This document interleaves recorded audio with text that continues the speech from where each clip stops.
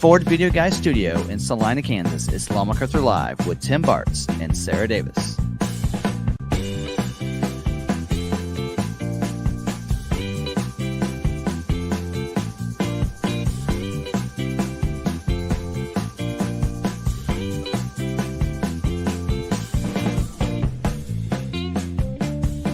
For all the information on ordering and production, Ford news, recalls, debunking all the fake news on social media, and whatever's on their mind, here's your hosts, Tim and Sarah. Welcome to episode 167 of our live stream and podcast. And you can, of course, catch us not only on our YouTube channel, but also on any of your favorite podcasting streaming platforms. Whoops. We got it. The button up there that pauses. All right. Anyway, so you can catch that on your favorite streaming platforms if you want to listen to the audio format. We're gonna have Brian, we're gonna have Melissa, and maybe Brian Clark on here later. So you might want to go back and catch the replay if you're listening to the podcast and visually. But we'll talk a lot. So either way, probably just be in front of computers for us. Don't have a lot of other visuals. So either way, you should be good to go. So we're going to have a lot of fun tonight. So we're going to talk about scheduling information for this week. We're going to also talk about information for next month, which is actually the dealers are getting allocations this next month for 2 months because they are not going to schedule in the month of December. So they're going to only schedule in the month of November for like 2 months. And so there's going to be a big number again for a lot of dealers. And because of that, I got information on that. So we'll cover all that scheduling as well and some other cool stuff. Not a lot of dealer news outside of kind of the more or less scheduling stuff. Production information is really the only dealer news updates we have, but a lot of recalls. So we'll cover all that today. And we'll get into also really good is it true and sent to us in a question form from RagnarCon. So we always enjoy our members, so he will be doing that as well. So actually, let me pull up my YouTube up here, make sure we're all looking good real quick. But yeah, so make sure you're subscribed, notification bells turned on, all that good stuff as we get going. Yeah, see what else. I don't have my notes in front of me, so I'm flying blind on this. But anyway, yeah. A little fun with that. So let's see what's going on. What happened this weekend? What didn't happen? I don't know. Was it the pumpkin patch? Yes, we went to the pumpkin patch. Yes. Went to the pumpkin patch, which was really good. Make sure my plugins are in here. So yes, that was we have one close to us. Is it Sunnyside? What's it called? Something like that? Sunnyside. I've been going to it since I was a kid. Yeah, and man, it's fantastic. Not only have all the pumpkins out there, they have a corn maze as well. Mm-hmm. But they have all kinds of stuff for kids. Hayrack ride. Yeah, they have corn bins. So they took the corn off the cob and put it in bins and let it dry out, and then the kids can play in it like a sandbox. They have slides upon slides. A dirt pile slide. Yeah, it's a big dirt pile with slides coming off all directions. Sheets of plastic that they've put down on top of it. They've built a structure on it. Yep. Yeah, kids played on it forever. Yeah, and then they have little houses so they can play school and house and band and all these other little things. That place started as an outreach place. So that's pretty cool. Anyway, hope you guys have something similar to that where you're at. And some of those, it's just like going out and finding pumpkins and all that, but some of them don't really cater to the kids. Was the orchard. We went to the Kansas City Orchard. They had 3 swings, and that's it. Yeah, this one really caters to the kids and having an enjoyment and fun. And not that you let the kids just roam. I guess one of the adults can go and pick out pumpkins, but yeah. So, and we didn't really go there looking for pumpkins. No, it was all about having the fun. And they do have a launch. You can take little gourds and you can launch them. So that's always fun too. But there's a lot of I got to see my parents while we watched the Chiefs game, or Lebo's parents. Yeah. While we watched the Chiefs game. And then I think Saturday we ended up at your house for a while. For a little bit. Because we were watching the K-State KU game. Yes. First half of it. You guys were there for the first half. Right. So we ended up there because Will wanted to play at your house. Yep. So he went over while I got a couple of things done, and then we went over and had dinner, and When I came home from work, you guys were there, and yep. and then we hung out Sunday, and then Monday night we were again at your house. Yep. KU K-State game was a fun game. I'm a KU fan, but we do support K-State athletics here at McArthur as well. So it was kind of like one of those things. It's like I was pulling for KU, but also it was like it didn't to me because of the dealership sponsoring and kind of being a big sponsor to K-State athletics. Seeing it go either way is really hard to watch though, and know that KU lost by 2 points, which is that stinking safety they had because of the player not paying attention and catching the kickoff on the 1 yard line, and then they got sacked in the end zone. That was it. That was the difference. It was right there. Gosh. Anyway, it was fun to watch though. Very entertaining. So that's the big thing. So yeah, for them to only lose KU to lose by 2 at K-State was also pretty encouraging. And my husband's family's all K-State fans, and he's always been a KU fan. Yeah. So anyway, but all right. So let's see. How did I do that? We saw, and then if you catch my social, follow me at Ford Video Guide, Instagram and such. But we had some deer in the yard. We have a lot of deer that comes through, but I was able to get some good pictures this time. They were laying down in the yard as I went out to go get Emily from work, and then they stayed there. When I got back, they were still there. So it's like we had people staying at our house. They didn't even pay. Stay in my yard. Anyway, no, that was fun, but that's always cool. Yeah. So, I don't know what else. That's about it. All right. Let's see here. Moving on. Don't forget, you can be a member if you want to be. It's only $5 if you want to become a member. You can. Sarah, yeah. If you know how to do that. If you'd like to become a member, it is right there by the subscribe button. Super easy. It'll tell you everything. I need to go in and update that and make a new video. Project for end of this week. If you're an iPhone user, you have to do things differently. You have to go up to Little and Big A, request desktop browser, and at that point, you should be able to see it. Yep. And we do a lot of content.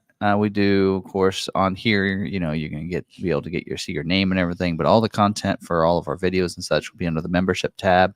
And if you have your notifications turned on, if you're a member, you'll get those notifications via email or just a notification in your browser if you have, the app on your phone. But we do a member live almost every Friday. We would not be doing one next Friday probably because I'll be gone. Yeah. We'll talk about that in a second.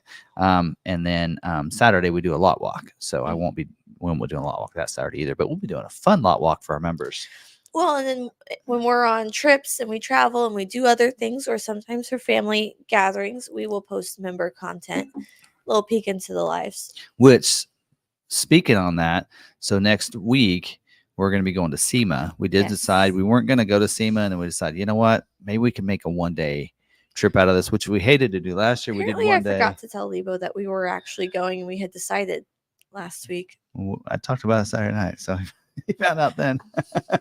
No, he said he didn't know today when I talked to him right before coming. We talked about it Saturday, so he's older than I am, and it's mine. But no, we so we're going to be going to. We decided we're going to go to SEMA. Last year we went. We felt like, man, it was just too much to get in one day. But we also tried to hit a lot of other. There's several buildings for different things.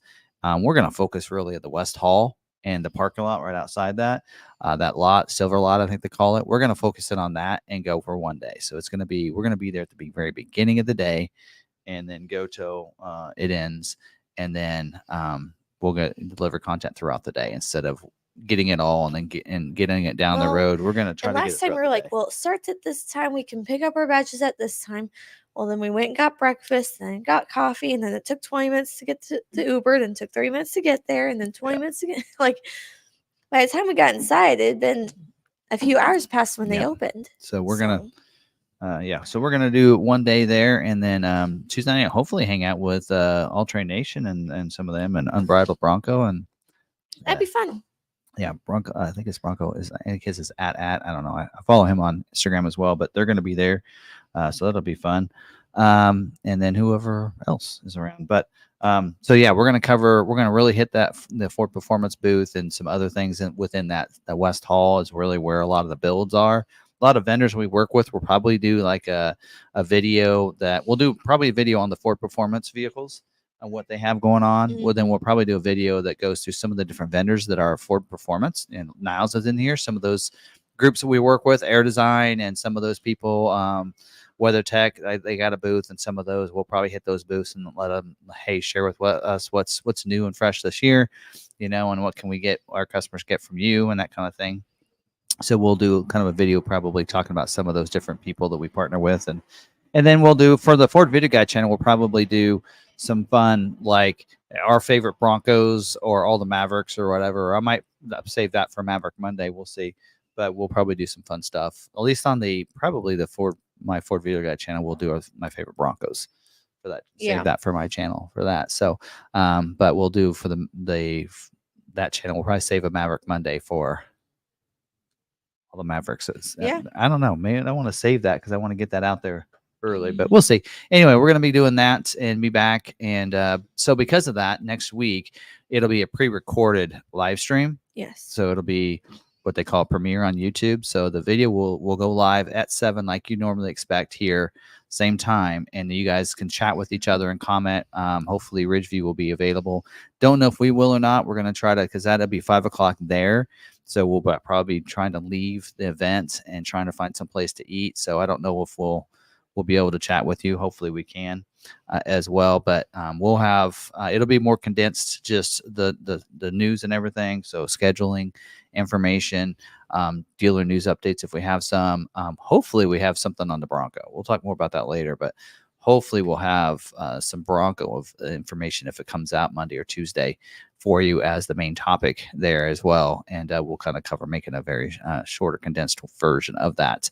So you guys still get that information. And then of course we'll pre-record the scheduling stuff as well. So that way we can have that video go live. So so we'll actually probably record what you guys are going to see at SEMA somewhere. We'll find someplace. Yeah. More than likely, or at least part of it. And but yeah, we won't be live. So anyway. Yeah. We'll do that. So, and then Friday, Jeff, my son Jeff, and I are going to head to an event down in Austin, Texas. I put this on my social as well, and I don't think I put it on Instagram, so I need to post it on there. But there's an event going on 8 to 10 p.m. The Cars and Coffee for Lightnings, mach-es down there at the Circuit of something. Anyway, looks like a lot of fun. So I said, hey, you want a road trip down there? Because I've always wanted to do a road trip with the mach-e. So we're going to jump in the mach-e rally, and we're going to head down there, and we're going to get down there Friday night and then hit that. And I heard they might have some mach-e rallies with some pros to drive some people around in the dirt. So that'd be really cool. So I need to try to contact some contacts of ours and see if they'll let that driver drive my mach-e. Yeah. I was going to say, I would like to see a mach-e rally with mach-e rallies with a rally driver. Mm-hmm. So anyway, let's just rally it up. So that'll be fun. We'll have a fun trip. So I got a couple trips, but you'll get stuck here on Friday. But anyway, that's all right. It's a trade-off. So we'll be documenting. So if you're a member, you'll probably see some content on the way down there, because we're probably even shoot some videos on our charging experience on the way down there, because we got to stop and charge 3 times, something like that. So, but we'll talk about the infrastructure and how it works and everything down there. And there's a new update I just read earlier on that Android Auto has updated and the Google Maps has updated. And if you have the newest update 10.1.0 on your software for the Sync 4A, then you can use Google Maps, which is what I like to use. Android Auto, use that to do all your charging in your EV trip planner. Yeah. So I'm hoping that I have the software update. Like today, I didn't try the mach-e, and I'm like, now I want to go home and find out if I got the newest update, because I want to see if that works, because I'd rather use that. So we're gonna have some fun with that. But anyway, so all good stuff there.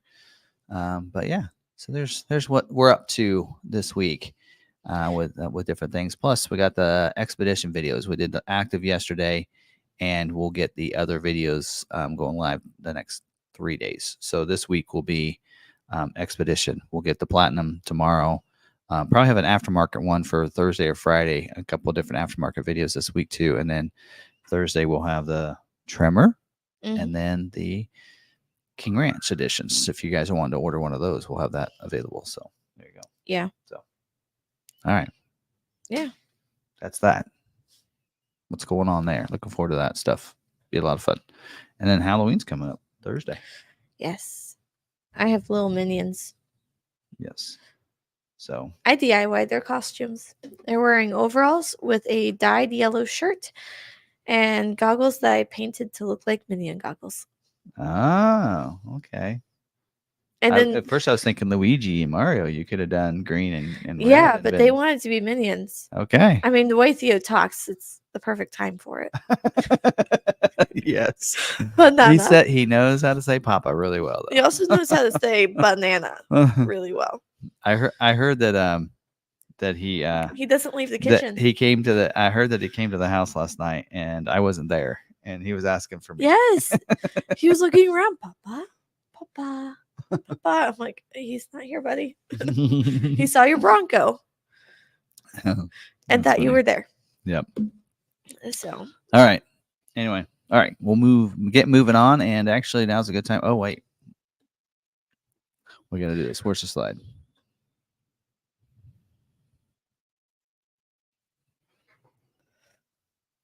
what's in Tim's cup? What's in my dad joke cup? Because I keep forgetting my other mugs that I Give took us home the to dad clean. joke. Oh, you want a dad joke? Okay. All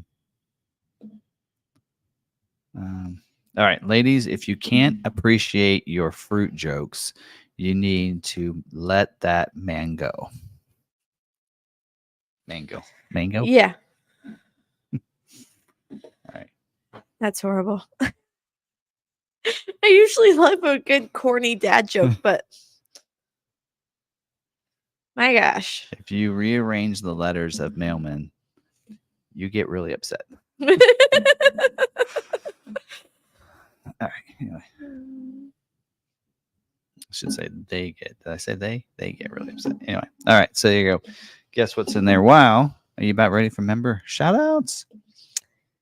Yes. All right. Let's see what all members are in here tonight.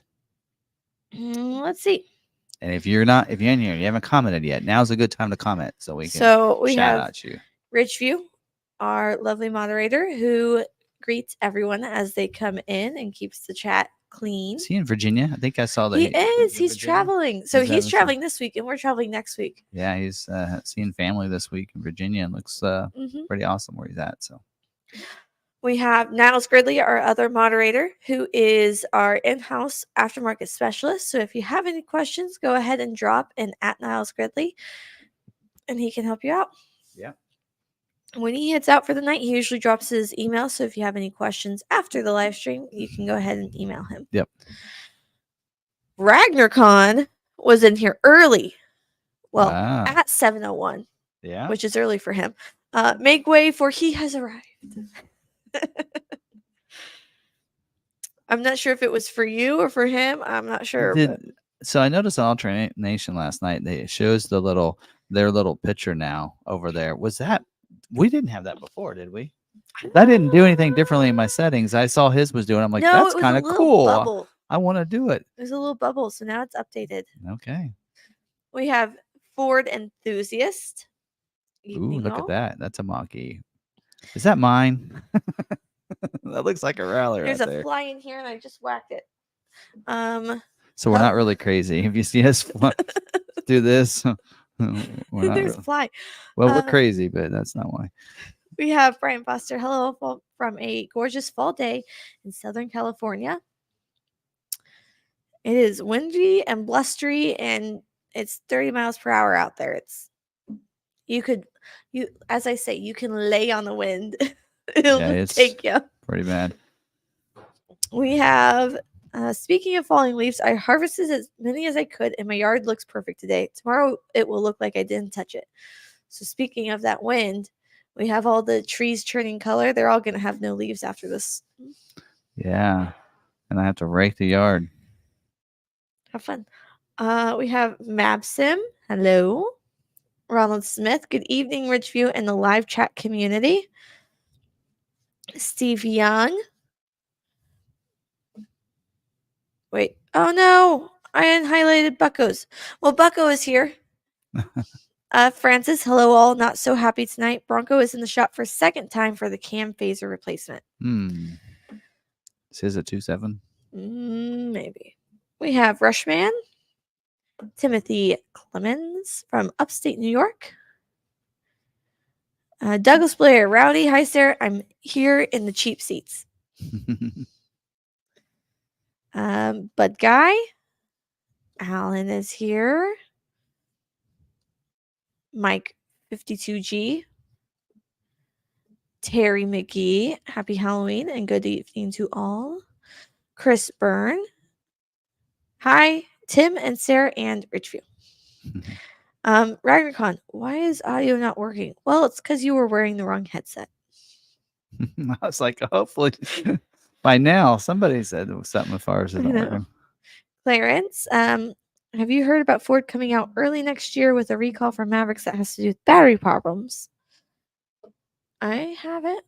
I don't. They usually don't like forecast ahead of time. I mean, Yeah. if they're gonna have an issue, they're not gonna wait to send it out. Now they'll do an advance notice for dealers. Yeah. And we always cover those here. So got a lot to cover today in recalls. So we gotta keep moving. But yep. We have Mid-Coast Maine greetings to all from the chilly 47-degree Maine coast. Ooh. It's like 80s here. It's gonna be 69 by the time we get to Halloween. It's gonna be chilly. I'm glad I did long sleeve shirts for the boys. A little late tonight, I watched the KSU KU game. R. Quibido, late and good evening. And then Moondoggy says the Minions creator lives in 2 towns over from us, about 15 miles away. That's cool. Let's see. Anyone I missed? Francis says yes, it's a 2.7. They seem to, for some reason, are having more issues with the 2.7 than the 2.3. I don't know. Let's see. I got Alan. I got Terry. All right. So what's in the cup? People are guessing Baja Blast Freeze, Mountain Dew Blast. Nope. G Fuel. Nope. But close. Let's see. G Fuel. Yep. Someone said iced tea. I don't drink tea. That's my go-to. Dr. Pepper. Nope. I don't think I've ever seen you drink Dr. Pepper. Ever. Yeah, not typically. Yeah. No, I do have an energy drink though. It's the C4 energy drink that we carry here at the dealership. I think it's Starburst. No, maybe Skittles. I don't know flavor. So anyway. You want something completely different. Yep. And I'm gonna be and up then late Vols tonight. wants to know if there's a Halloween themed YouTube short in the near future. There may be. The members might get something on I'll leave that up to Sarah. All right. You know, we are looking ahead. Christmas and New Year's, we actually may not be doing live streams for a couple weeks coming up because, for one, Ford will not do. When Ford takes holidays, they don't do any scheduling. There's no Ford news updates. They pretty much nothing really happens. No recalls.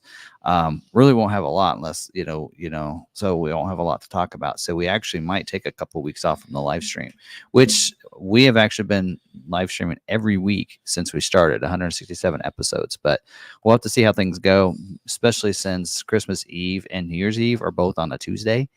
I think you guys would rather probably be with your family than watching a live stream with us on a Christmas Eve and a New Year's Eve. Yeah. And I think at least Christmas Eve, we like to be with our families at 7 p.m. So I think our families might kill us if we're here with you guys. Anyway. That or we bring the live stream to the house and we do a party live stream. So what might happen instead, if we decide we want to do a live stream the week of Christmas, is we do it Wednesday instead of Tuesday. Wednesdays. No, wait, that would have to be it'd have to be a Monday that week. And then yeah, anyway, so we'll have to see. So I don't like to encroach into other people's live streams that I like to watch. And so anyway, but we'll see. All right, we got to keep moving. But yeah, C4's in here and member shout outs. We've done all that. So one little thing right now, I got my patches back in. I need to start working with people to get, I know you sent off all the patches of people that we needed to get them to. I got them all sent out. But we did get something else sent to us in the mail this week from somebody. So Steve from, I think, Ohio, I remember right, says, thanks for all of your scheduling information that you provide on YouTube. I was able to get a 2024 Super D scheduled and avoid the decontenting on the 2025 models. I was all set on a 2025. However, the information that you provided helped me get a 2024 VIN just in time. So he sent these vintage deck of cards from 1998, circa 1998. It says 50-year anniversary of the F series. So, and it, I think it says in there to 1998. I have my glasses on, but 2 decks of cards in there, still in the wrapper. Really cool. So you can see like an old one and then a new 1998. And I think 98 was the year that they like redesigned it. A lot of people didn't like it. They went from that squarish look to the rounded front. In fact, I think there for a little while you could get like a version that was still squared off or something. Anyway, or maybe I'm thinking of the gen after this, but there you go. So that's pretty cool. So 73 to 98. That's what it says in here. Oh, this in here shows this deck of cards has vehicles from 73 to 98. This deck of cards has 1948 to 1972. So pretty cool. Yeah. So thanks, Steve. He watched us a live stream and was able to get a VIN number for his vehicle. So, all right. Speaking of that, we need to get into scheduling. But do you have a dealer news update first? You need a good dealer moment? Yeah, good dealer moment. That's what I meant. I can have one pulled up in a split second. Okay. It's actually right here. We're good. You ready? All right. We have Horshman, Pennsylvania tonight. Chapman Ford of Horshman. Fred Bell was the associate. And they did 3% under invoice, Farm Bureau rebate, and $1,700 Ford incentive, and they were already in Smart Vincent. No BS, no add-ons, very respectful. Would definitely buy another Ford from them. And then he says, by the way, this is the only Ford I've owned in 50 years of driving. He was a Chevy man. So this guy converted over to Ford, and Fred Bell at Chapman Ford of Horshman in Pennsylvania has turned him to Ford. Cool. All right. Awesome. I might actually use your microphone for this because it's that way the camera's not in my face. All right. All right. All right. Get into scheduling here.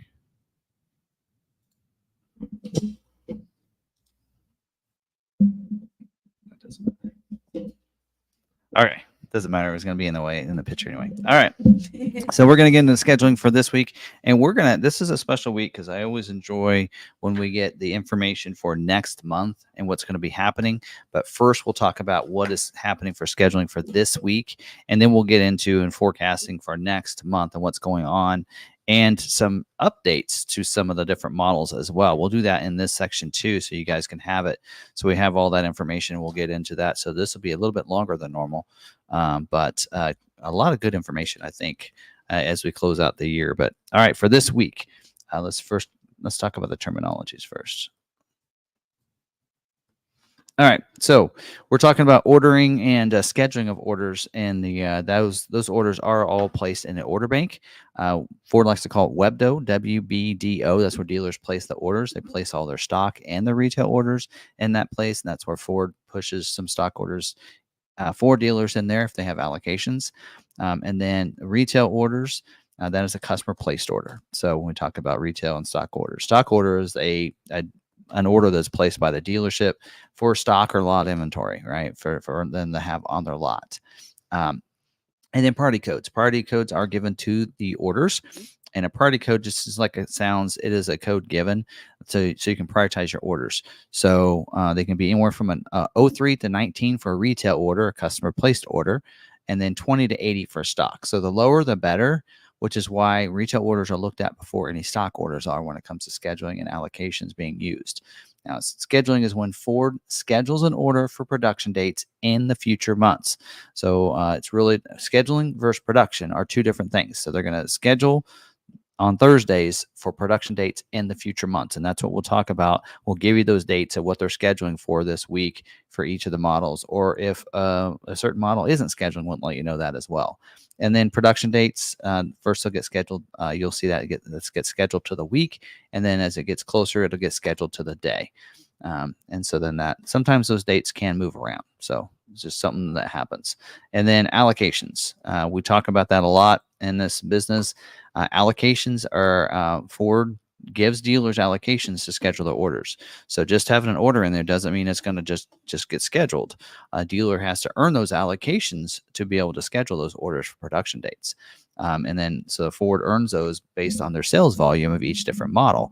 So if the more that they sell on a certain model, the more allocations they receive. And so that's how Ford does that. So that way they allocate those orders and all for dealers that do really well with it. And then constraints, that is an option that might be in short supply or take longer to build, or a part issue there from the suppliers. Capacity, that's the plan's production rate of a certain given motor, trim, or option. And then so that they'll plan that for each different trim level, motor, whatever. We like Maverick, we know is 55% hybrid, 45% EcoBoost, so we know that what that capacity is. And then because there's parts issues, there could be a constraint. If there's more orders than what that capacity is, that's where you see that constraint, and that might take longer for that order to get scheduled. Job 1 and 2, production is split into several different job runs. Actually, I saw the other day there could be possibly a job 3 for a particular model this year. And so they'll split that in. If they have something that's not ready for job 1, but they need to launch that and get the production going, so people don't care about those other options, they can go ahead and get their vehicle, and then they can introduce those new things as part of job 2, whether it be a new trim or something fun, or an option that's available that wasn't quite ready for the production. Then they can introduce that into job 2. And then balance out, that's the end of production for that particular model year, typically. Sometimes balance out for good. And so you'll see today we're going to talk about a couple different models that are balanced out. It means they're done, they're finishing up, wrapping up, or they've already planned out for the end of the production for that particular model year for that vehicle. So, all right, there we go. There's that. All right, so let's get into this and first talk about the 25 model year Mustang. The 25 model year Mustang has 667 unscheduled retail orders in the order bank, and the order banks are open, so you can place an order for a 25 model year, and they are not scheduling this week for the Mustang plant. And then Dark Horse handling package won't be available until April of 2025. If you have a Dark Horse in there, you're wanting it at dealers. If you have one, and a Dark Horse allocation, you're going to use that allocation, you're going to have to not have one with a handling package. And if your customer really wants that, and that's the only, you're not going to get that many, then you try to hold out if you can. So we know somebody did that last year and it worked out for them. They just kept getting that allocation each pushed over to the next month. The Mustang Night Pony package with the black painted roof is available only for retail scheduling. So only for customer orders. For stock orders, the vehicle must have black exterior paint to get the black painted roof, of course. All right, that's all we have on Mustang since they're not scheduling. 25 model year Escape is next. There's currently 89 unscheduled retail orders in the order bank. The order banks are open up for all the different trim levels and powertrains, whether it be hybrid, plug-in, or whatever it might be. They are scheduled this week. They are scheduled for production weeks in December, so the weeks of December 2nd through the weeks of December 16th. Plant will be down the last 2 weeks. That's not why we're not seeing any dates at the end of December. Plants are going to be down. Ford's going to be closed. It's going to be crickets around those places for those last 2 weeks of December. Cleanup commitment. That means when they say cleanup commitment, that means that they're trying to finish out. If a dealer has an allocation that hasn't been, and they haven't used them all and scheduled all their orders, then they want to clean up those allocations. They don't want those allocations rolling over to the next month. They want to start fresh. And so they're going to clean that up in a sense, right? And so they're going to try to schedule those. And that even means if they need to, a dealer's not paying attention, they might even pump in an order that they know they can schedule for that dealer so that the allocation be used. So dealers need to pay attention to that. If you don't want that configuration, you need to make sure you do something to that order so you don't get stuck with something configuration you don't like. Very limited to exhaust availability for the ST line select, as well as the Elite and the plug-in version. Those are all very limited to exhausted. Oh, as well as the hybrid motor. So there you go. So they're going to be looking for active probably, and even platinum. Looks like they could schedule those two in the gas versions. So plug-in hybrid and hybrid are very limited to exhausted. Now, that doesn't mean they can't schedule some. They probably can schedule a couple, but it has to be just the right configuration for it to be able to be used. So, and then next up is the 25 model year Bronco Sport. There's currently only 116 unscheduled retail orders in the order bank for the Bronco Sport. Order banks are open up even for the Sasquatch package. That is available as well for you. So those are open up. Job 2 production starts February 3rd. So the first day they'll start producing Job 2 items like the Sasquatch packages for the Outer Banks and Badlands. That's not going to happen until then. They're not going to schedule those yet. Still a couple more weeks out. Could be actually towards the end of November before they're probably ready to schedule some of those, or at least mid-November. We'll keep you updated on that. They are scheduling this week. Again, cleanup scheduling, like I mentioned earlier, for anybody that has allocations that haven't been used for those first 3 weeks of December. And then, Sasquatch Outer Banks package is available Q1, like we talked about. That'd be February. Badlands Sasquatch as well. So there you go. You can place those orders now. They just won't get scheduled until they're ready to start scheduling those February production dates. Limited availability for the molded in splash guards. You shouldn't be putting those on your order anyway, my opinion. Also limited availability for the convenience package, as well as the black appearance package that's available on the Outer Banks and Big Bend, I believe. And then very limited to exhausted availability for the Outer Banks version, the Badlands version, and the Big Bend version. And then also for the Outer Banks Tech package. And then the all-season tire. That's the one that's standard on most of your trim levels, except for like Badlands.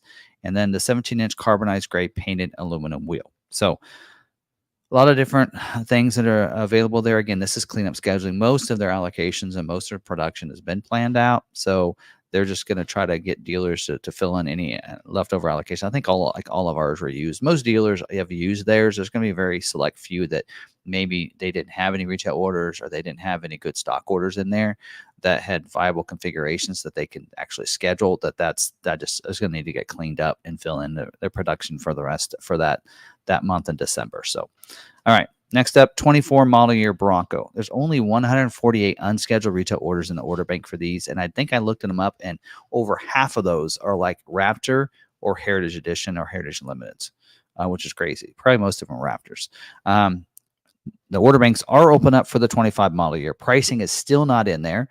Build-in price is still not available yet either. So I don't know there. So like most people they're really not, a lot of people aren't ordering without knowing the price. So I don't know, Ford realizing that. I think they're working hard. Hopefully we'll get some information real soon. They are scheduled this week though for 24 model year for those production weeks in the first 3 weeks of December. This is balance out scheduling here. So they are finishing out. This might be the last week, maybe next week, of 24 model year. They're closing out. They're getting those dates in there. Again, the plan will be down a couple of weeks there at the end of December, and then they'll start production for 25 after that. So we need to be able to place orders for 25 so that we can get those, think about getting scheduled in a couple of weeks, but it's going to be hard to put orders in without prices. But anyway, Ford knows that. Best availability for using your allocations for dealers. I think we have a few that can be used. 2.3 liter 4-door Outer Banks without the Sasquatch package. Also 2.3 liter 2-door Heritage Edition. and 2.7 liter 4-door wild track. So those are the configurations. It's the best availability if you're a dealer out there that has allocations that needs to be used. Gun for those those configurations to get to use your allocations. Important notice, it says Bronco Raptor is balanced out. Badlands is balanced out as well. So the 2-door and the 4-door configuration looks like here. That's balanced out. The hardtop carbonized gray molded in color has balanced out for 24 model year. And the molded in color one without the headliner is also balanced out. So that's option 43L and 43M. So, those configurations are balanced out. So if you're someone out there, if you're a dealer going, okay, well then I need an Outer Banks without the Sasquatch package, make sure you added the black painted hardtop, or it probably won't schedule, right? Because those are balanced. The molded in top have been balanced out, right? So learning this stuff is what we're trying to teach you here on this live stream. Also, if you're at a wild track, same thing. You're going to want that black painted hardtop, or else you're not going to probably get it scheduled. So you got to make sure you make those tweaks. Badlands is balanced out, so you're not going to want to do those. Anyway, so there you go. All right. Next up, 24 model year Mach-E. Only 34 unscheduled retail orders in the order bank for the Mach-E. The 25 model year order bank is open up right now. You can place those orders, cheaper prices, lower prices on about every trim level. So be looking at that. And they're going to start scheduling this 25 model year starting at the very end of November, almost December. So that week of 11/28 is when they're going to start scheduling 25 model years. So plenty of time to put those orders in. No scheduling this week for Mach-E. They have actually balanced out of 24 model year. So they're done. So those 34 orders that are in there aren't going to get scheduled. So hopefully whoever has those orders, they place a 25 model year order. They probably want one at 25 anyway. Better options, lower prices, makes sense, right? So it kind of made sense that they were done scheduling 24s after they did pricing, because everybody's gonna want a 25 at that point. So there you go. That's all we have on that. All right, next up, 25 model year Explorer. Currently 513 unscheduled retail orders in the order bank for Explorer. Order banks are open up for the 25 model year. They're on job 2 at this point in there, and they are scheduling this week for those first 3 weeks in December for build dates. Cleanup commitment as well on this. You're going to see that on a lot of these. Usually when you start hearing cleanup commitment, that means they're about done with this month's allocations for those December build dates, and they're going to start working towards January's and such next week probably. So anyway, either that or the week after. So so on Explorer, limited availability for the active version, and then also limited availability for the 20-inch bright machine aluminum wheel. That's $649. The 21-inch aluminum premium wheel, that's $64Z. The magnetite 21-inch painted wheel that's standard on the ST 400A. It's included in the ST line street package on the ST line 300A.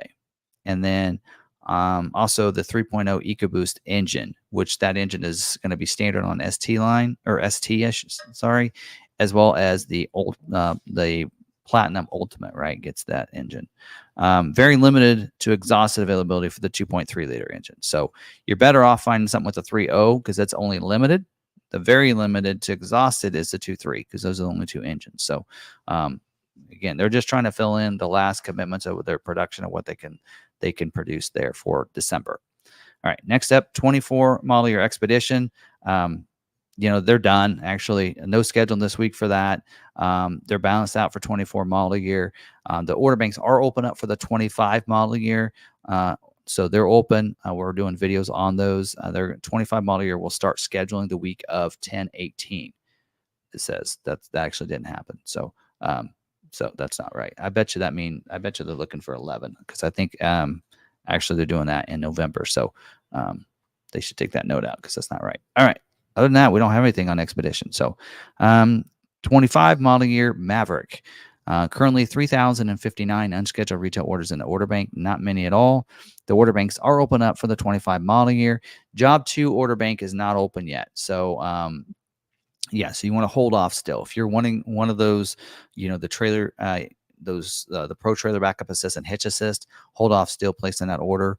Don't want to place that yet. Of course, that'll be a job 2 production will start with production dates in February, so they haven't even scheduled January yet. So you want to wait. That I've been told that's going to be later than expected. It's going to be like they said, almost the end of November before they're going to be able to start scheduling job 2s. So wait until you hear. I'll give you the all clear on my Maverick Monday video, so be looking for that. They are scheduled this week for production dates in those first 3 weeks of December. Again, cleanup scheduling for dealers that have that. So originally they were going to be scheduled February, December, and January's build dates this month, but I think they're going to be shifting that to next, still doing that next month. Update, don't forget Lobo version also, just like the trailer, isn't going to start production until February. You can place those orders for 702A, but the 402A is not available yet. We'll talk more about that in our at the end here. And then best availability for the Maverick is an XL version, believe it or not, XL version, as well as the XLT version. And then front wheel drive or all wheel drive, it says. And then limit availability for the trailer hitch. That's the hitch receiver that is also in the 4K tow package. So if you have the 4K tow package, that could affect yours being scheduled. XLT luxury package as well as limit availability, and very limited to exhausted availability for the 4-wheel drive, the advanced 4-wheel drive, I should say. So that's your Tremor there, though that's very exhausted. Crazy. And then also the all-season tire that's standard on about all your Mavericks. So again, if you're looking to get one scheduled, if a dealer has an allocation available and your order is in there, you're probably going to need to be looking at, that optional wheel with the aggressive tire option, like we've had for a lot of vehicles that we have on our lot right now. So, yeah, there you go. That's Maverick. All right, next up, 24 model year Ranger. Ranger is balanced out. There's 334 unscheduled retail orders in the order bank. And I think some of those are for 25 model year. But 24 model year Ranger is balanced out. Order banks are open up right now for the 25 model year.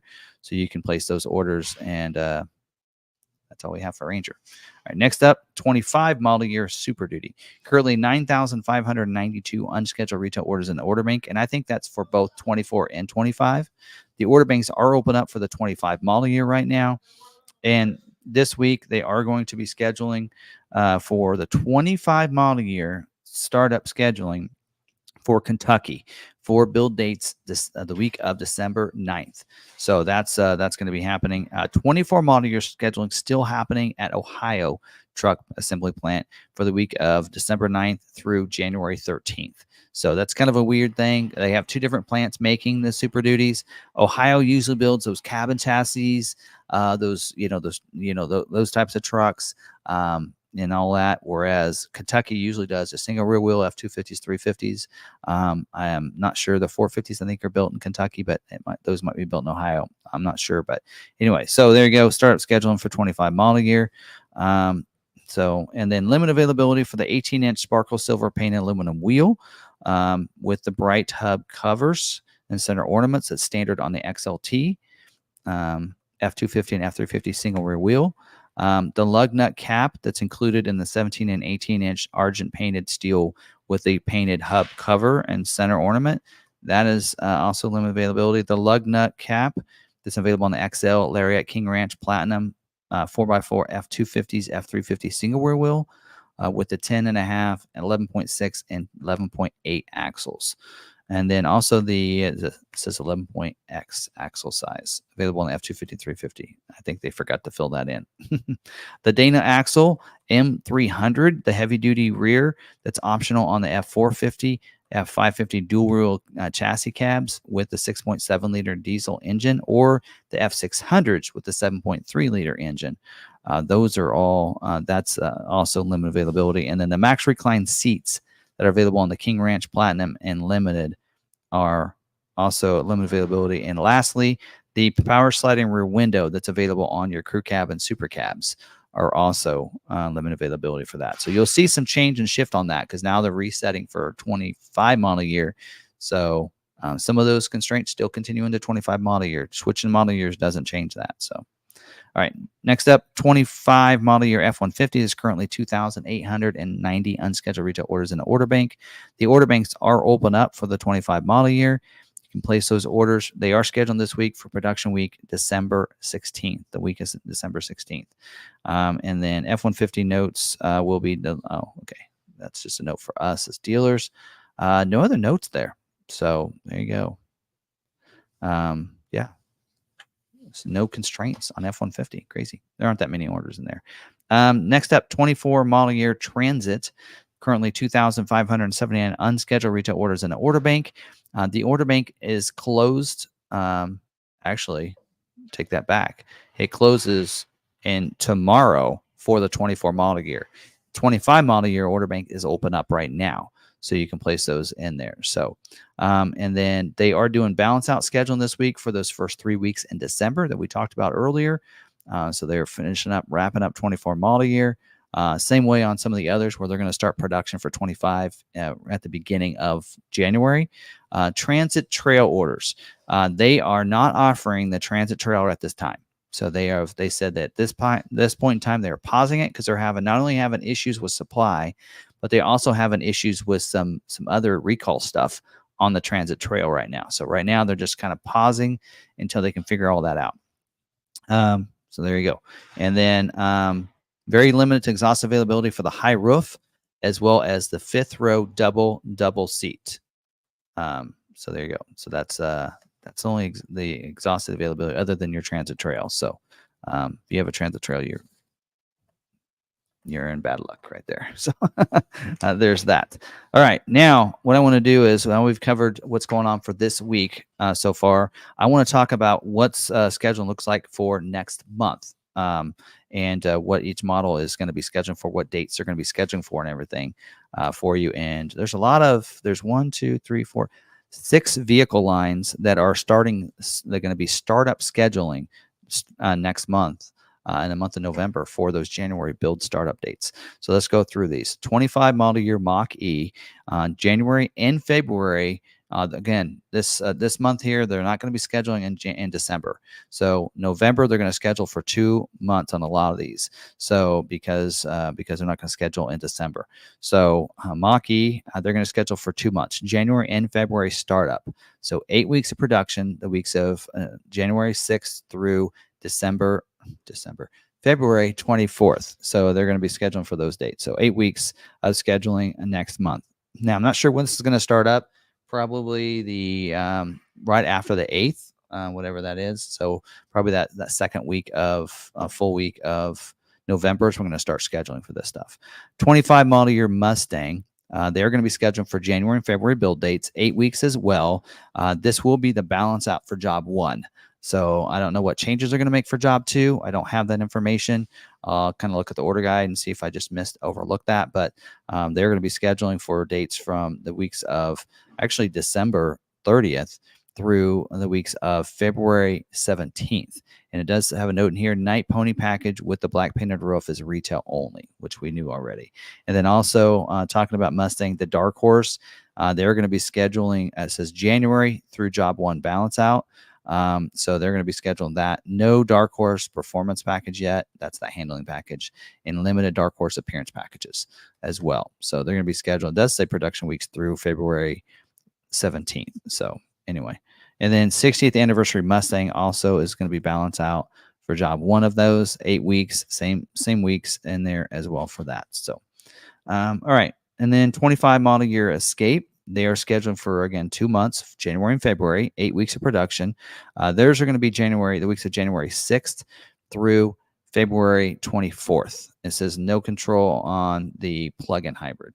Or no, that's just the hybrid. So that means that there's no control. It means there's no constraints, really, in a sense. And then the Escape plug-in also is the same 8 weeks as well as the regular Escape and hybrids. 25 model year Bronco is going to be startup scheduling for 7 weeks of production, January and February build dates, starting to January 13th through the week of February 24th.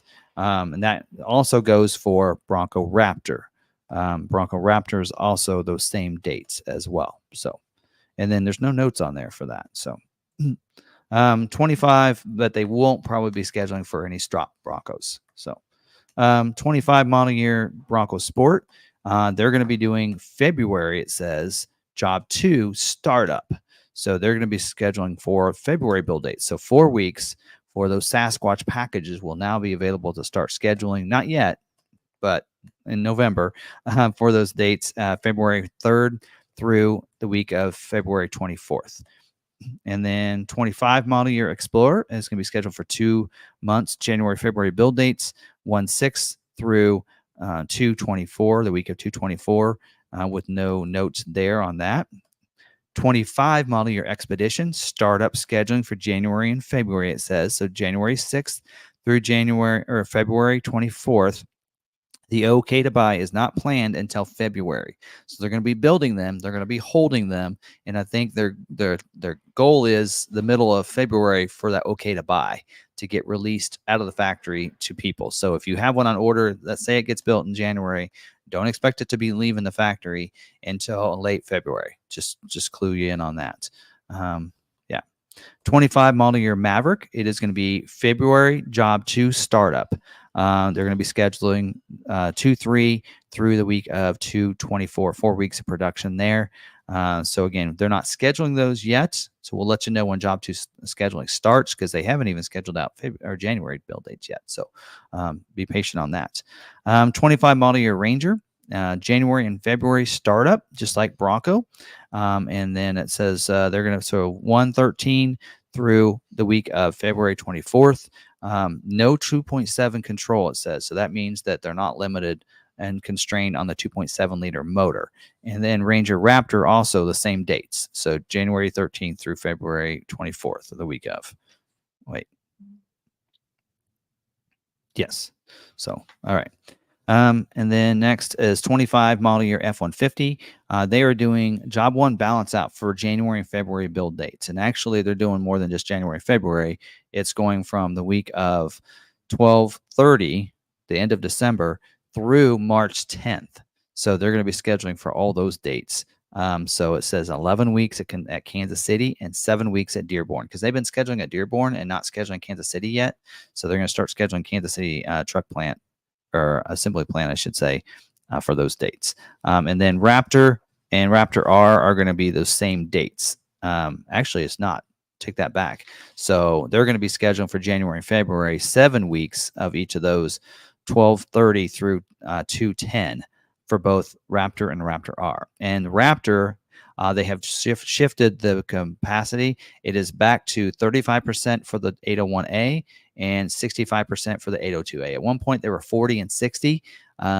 Evidently, they needed to shift back to what they were doing before that. So, all right, 25 model year Super Duty.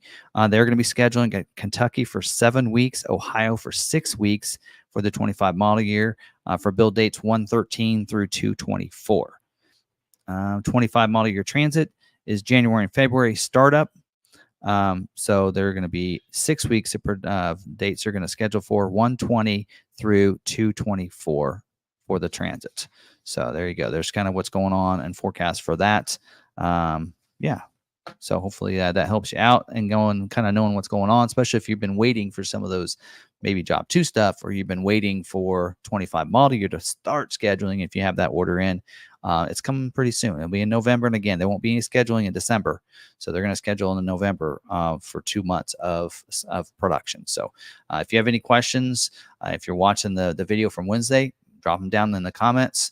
And we'll reply to those as quick as I can. If you're watching the live stream with us, you can answer your questions right now. So let's pop on over to Sarah and take those questions.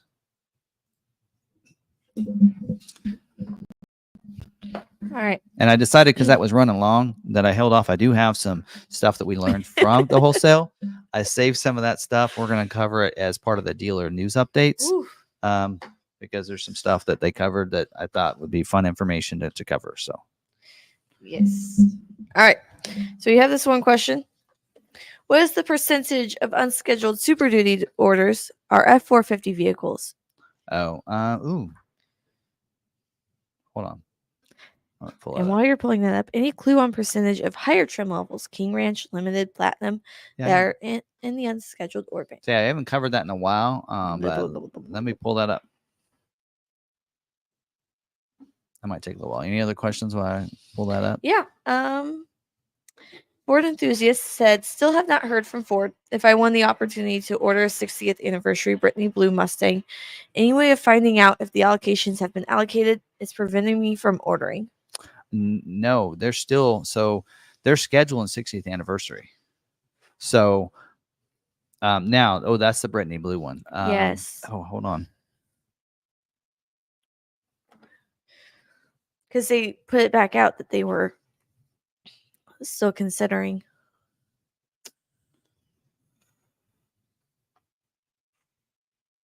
I don't know. I know they're scheduling the Brittany Blues because we had one of our customers get his scheduled. So I know that they're getting that done, but I don't know. I don't know if they're done.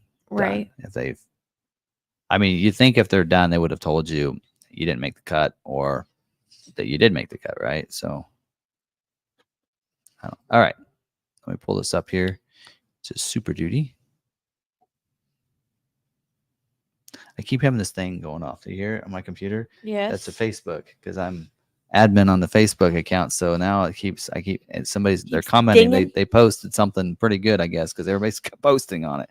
All right, for Super Duty, this is for 24. We don't have 25 information here, but of the 95, 92 unscheduled retail orders, it looks like 73% of them are F450. So that's a lot. You can almost round up to 10,000, right? And figure there's about 7,300 or 7,000 orders of those orders are probably retail are F450s. 18% are King Ranch. 20% are platinum, and when we say the trim level, that could be any cab configuration though. That could be F250, 350, 450, right? Platinum is 20%, limited is 12%, lariat is 24%. Trimmer package is 1%, which is very low when their capacity is 8%. So we didn't have any issue with a lot of our trimmers getting scheduled. No. I mean, we have them. We have. If you're wanting an XLT trimmer, look in our inventory or lariat because we have them. Yeah, and we have them severely discounted, in my opinion. They're like a lot of them are $5,000 off, some of them more. Yeah. So yeah, we have them. And then 63% of those orders are the high output diesel engine. So if you can go with the regular diesel engine because that's within its capacity, you'd probably get scheduled a little faster if you want to get one a late 24. Again, this week is the startup for 25. So the only thing they're scheduling for 24 still is Ohio. And again, I don't know for sure what configurations are doing in Ohio. I know your cabin chassis are done there. I know that kind of thing. I don't know. I think F600s, F550s are done there, but I don't know what else is produced there.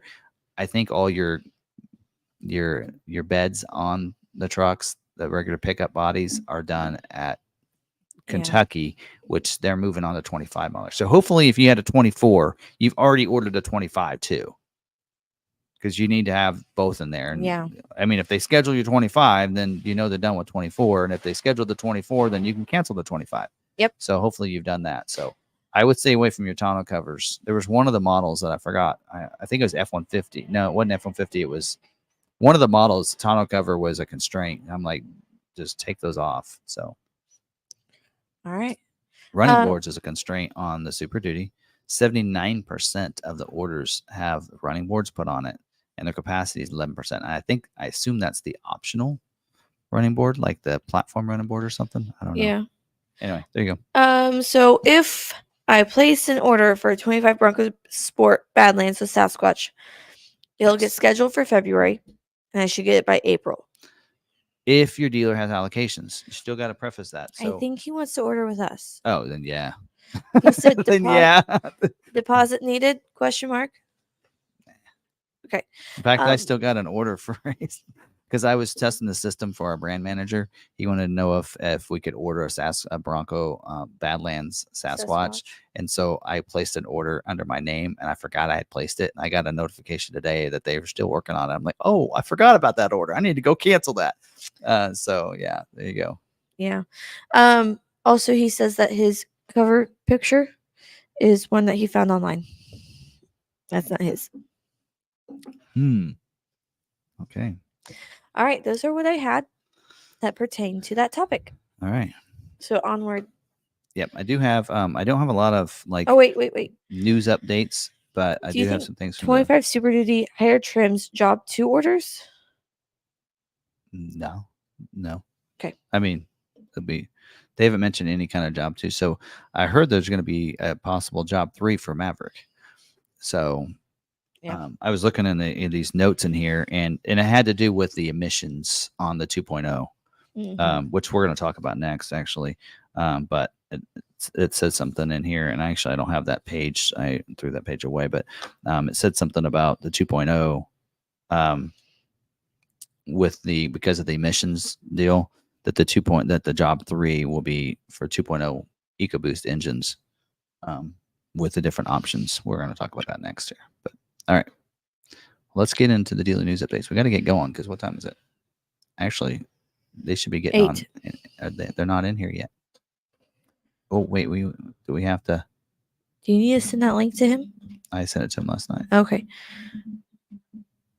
Are you going to switch over to do dealer news? Yep. Okay. Let me do that. But I'm going to leave it on this. Oh, you are? Yeah. Okay. Go ahead. Okay. All right. So the first one, real quick. I don't have really too much to cover. I might do recalls later if they jump on here. I might need to make sure that I don't have I do here. Hold on. Nope. Okay. Making sure I don't have any text from Melissa here. Make sure not have any technical difficulties. But all right. The first off on when it has to do with the Bronco Sport, and they're only focusing on Bronco Sport with the EcoBoost because the Maverick doesn't have a 1.5 liter EcoBoost engine. So this has to do with Bronco Sport with the 1.5 liter engine. So they are doing a split, what they're calling it, a split certification for the EcoBoost, because it depends if you're one of those California emission states, which ends up being California, Colorado, Kentucky, or Connecticut, sorry, Delaware, Massachusetts, Maryland, Maine, Minnesota, New Jersey, Nevada, New York, Oregon, Pennsylvania, Rhode Island, Virginia, Vermont, and Washington. So those states are what they're considering the California emissions. So basically they have to put that filter on any of those states. So if you are, and in here, what it used to be is like we couldn't do a California emissions because we weren't one of those states, so we couldn't order it unless it was a drop ship. Well, now they're making it available on some of these where you can actually, if you're in a state that is not one of the green states, you can put an option on your order. So you would want to, if you're going to deliver it to somebody, if somebody's ordering it for one of those states, like we're right next to it, we're in, like somebody in Colorado wants to buy from us, then we would have to put this option code in here. So make sure that if you're ordering a Bronco Sport from us and you're one of those states, that you let us know so we can make sure we put that option 425 on your order. So that we can be covered there. This is part of job 2. So that's going to start. And so I think on the 2.0 liter engine, that'll be a job 3 change where they'll need to split that. So we'll need to do that. But also the other way around, if you're in a California state and you're delivering one of those states, you're delivering outside to a non-state, non-green state, then you would switch your option code to 936 because it automatically puts that option on yours. And so you would need to make sure they take that off of yours because they wouldn't need it. So that way you get the performance. All right. Next up is the Maverick Job 2 updates. So I did cover this on my Maverick Monday, so I'll breeze through this. Lobo 402A is now available. They'll let dealers know. I already knew about this. Starting price is $35,100. 5,500 less than the 702A. Same performance, same exterior appearance, same seats and trim as Lobo 702A. Technology, convenience features align with a base XLT. Copilot 360 1.0 will be standard. So that's your adaptive cruise, your bliss and lane keeping. So wait, what we talked about in August? Yeah. Yeah. Actually, it's happening. If you look back, if you go and go back in time or go right now on our YouTube channel and you watch the Lobo video I did, I actually mentioned 402A. This is what's standard. And then here's 702A. I actually did that in that video. So if you actually paid attention to that video, you knew this was coming. Also, the trailer brake assist and trailer hitch assist, those are also part of job 2. It does say in here the MSRP of lariat and trimmer will increase $300. And the brand manager wanted me to let you guys know that if you have a job 1 lariat or trimmer, you're actually that they really wanted that to show as a discount because they knew this was coming and they actually wanted a certain MSRP for those vehicles at this, and they actually wanted to show a discount package. Yeah, because we talked about that at one time. So again, they wanted something to do that we talked about Yes, so in August. Yeah, they wanted to show on those orders that there was a discount of $300 that you were getting by not having those. I've had several of our personal salesmen call and go, "What's this $300 discount on here?" I'm like, because they don't get that. It's not job 2. But they didn't show a discount, did they? On some of the later ones, they did. Oh, really? Mm-hmm. In fact, recently. Okay. I believe, because I've gotten calls from salesmen going, "Why is this discount on here?" So when the orders were first put in there, it didn't show that. It showed this is the price. Well, and so this here even says the price will increase $300. Going to a all-wheel drive is a discount, isn't it? Because hybrid. Well, so a lariat all-wheel drive EcoBoost is a discount because it's because all-wheel drive is standard. So maybe that's the calls I've been getting. Yeah, it's kind of weird. It'll show a discount of $700. Either way, I've answered the question correctly and gone, "This is what that is," and they go, "Oh, okay." Yeah, it's weird. Also on the Expedition, they actually gave us information on those. Now, if you watch my Expedition video, I actually break this down. Active is your what used to be XLT is now Active. They have a 200 and 202, and I'm floored at what all is included in that 202A because that's where you get your flex powered console. That's where you get your the 40/24/40 class exclusive 3rd row flex seating, 360-degree zone lighting, panoramic vista roof, which I won't get into that because my wife's tempted to not even get an Expedition because of that, because she doesn't like the glass roof. You know how she feels about that. Yes. Power tilt and telescoping steering wheel, the driver memory, Blue Cruise hardware, and 90-day trial. That's all in the 200 for like $4,000. I was trying to figure out because we went to that and I said, "Oh, there's so many things that I like. I like the zone lighting. I liked the power, the split gate. I liked the flex console. I liked all those things." I'm like, "Oh, I wonder. Hopefully, you don't have to go up to like a platinum or something to get those." No, Active 202A gets those things, which I think is cool. Trimmer is now 501A, so that was basically took over the Timberline body code, 500 or 501.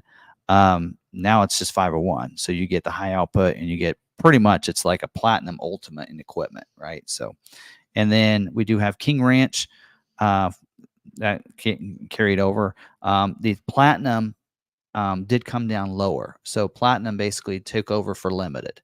So if you'll notice that there's the base platinum is lower in price, because that's, if you get just a base 600A platinum, that's like a limited equipment. So, but you're still going to get power boards. You're going to get all the stuff from Active 202A, leather seats there. So they do give you leather, 2nd row heated. And then of course heated, they mentioned heated 2nd row. They need somebody to proofread these. Signature lighting in the grill, that extra light. So all that stuff. B&O 10 speaker as well in there. But they will have a driver's package. It's going to give you 22-inch wheels, B&O Unleashed, which is 22 speakers. They should just call this the 22 package. 22-inch wheels, 22 speaker, B&O Unleashed. Yep. Right? CCD, control dampening, is part of that driver's package. That's like $2,800. And then there'll be a stealth appearance and a stealth performance. So the appearance will not have the driver's package, but your performance includes the driver's package because you get the CCD and the 22 speaker and all that. So, and then there's an ultimate package on the platinum. That'll be equivalent pricing to like the King Ranch, or pretty close. So anyway, so there's that breakdown. Should already have that. Brian, they're not on here. Do they not remember it's tonight? Well, you have their contact information. I do not. Man, I text a lot of people. You want to call them? You want to call her? Yes. All right. Next is the 25 model year Bronco content. I'm not going to go through a lot of this because there's not a lot of stuff in there, because we've already covered a lot of that. of what's different and new, and new packages and stuff. But one of the things it says quality improvements in here. We already know about the 12-inch digital cluster, the rear AC on the four-door automatic. They also mention here additional rear interior lighting. I have not seen that before anywhere. Cloth carpet interior on the base and Big Ben in lieu of the marine grade vinyl.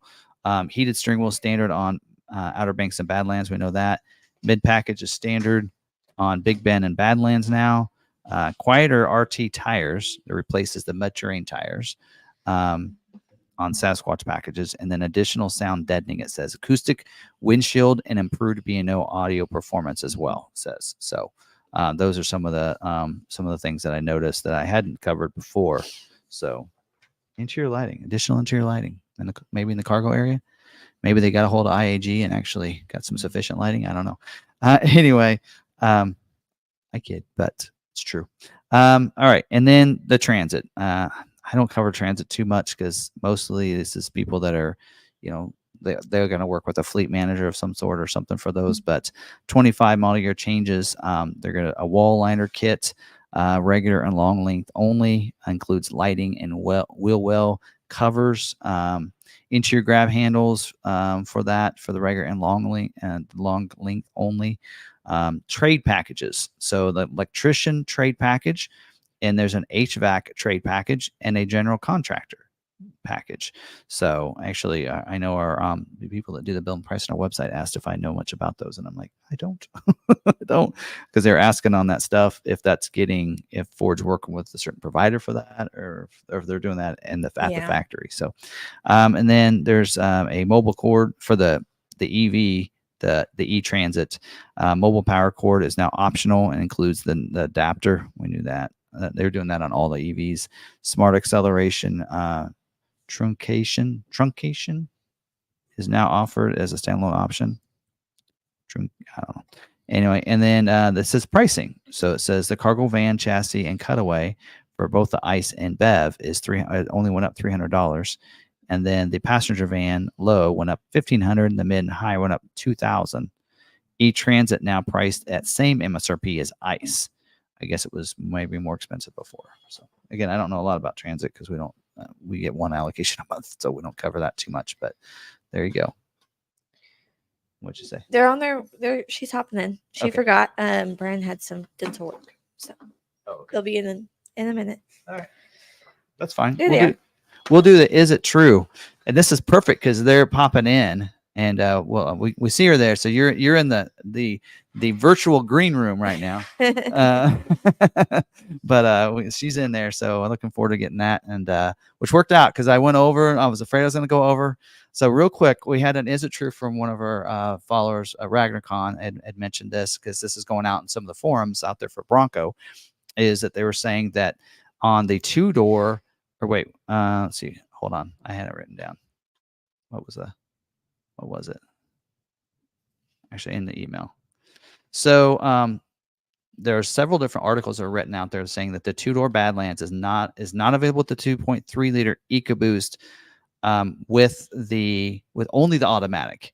And that is not true on the two-door. So what I want to do is I want to cover actually what configurations are available on that Badlands, as well as some of the others, because there is some confusion on that. So you can get the 2.7 liter manual on the two-door with the 2.3 liter. So that was something that was shared on a couple different articles and people out there. So on the two-door configuration for the Badlands, which Badlands is one of the few ones that you can get a two-door in, right? You can get, for the two-door, you can get a 2.3 liter in the two-door. You cannot get the 2.7 in the two-door. But you can get either the 7-speed manual or the 10-speed automatic for the two-door. Now, for the four-door, you can get a 2.3 liter EcoBoost, but only paired with a manual on the four-door. But you can get the 2.7, of course, always will come with the automatic transmission. So those are the four different configurations on the Badlands. You cannot get a four-door 2.3 with an automatic, only the manual. But on the two-door, basically right now, the only way you can get a two-door with a 2.7 is getting a strop Bronco. So at this present time, unless something else is revealed to us next week or in the future. Let's say that. Anyway, so there's that. The only other way you can get a 2-door is the base, which is in late availability. So if you're wanting one early, you got to go Badlands at this point. And don't forget, Badlands comes standard mid package now. But on the base trim, you will be able to get a 2-door or a 4-door with a 2.3 liter with either the manual or the automatic in both 2-door and 4-door. So that there's one where you can get the 4-door automatic, right, if you want, with the 2.3 liter. So there you go. So there's that. And then, of course, Big Ben will be available in the 2.3 only in either the manual or automatic, 4-door only as well. Outer Banks is 4-door only with the 2.3 automatic or the 2.7 automatic. It is not available with the 2.3 manual. And I believe they actually took away the 2.7 liter last year, and I think that's back. And then the Heritage Edition is also one. You can get it in 4-door only with the 2.3 manual or the 2.7 automatic. So you cannot get that with the 2.3 automatic if you're wanting it. So a lot of changes there by Ford on that. But there you go. Want to clarify that. Make sure everybody has that. I might even put that as his own little video or short if I can get it short enough and cover that.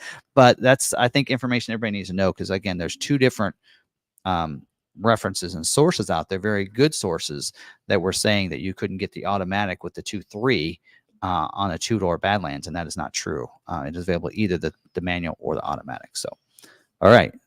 And I didn't throw up the slide for that, but No, you didn't. I didn't. All right. We're going to throw this up. We're going to bring in Melissa.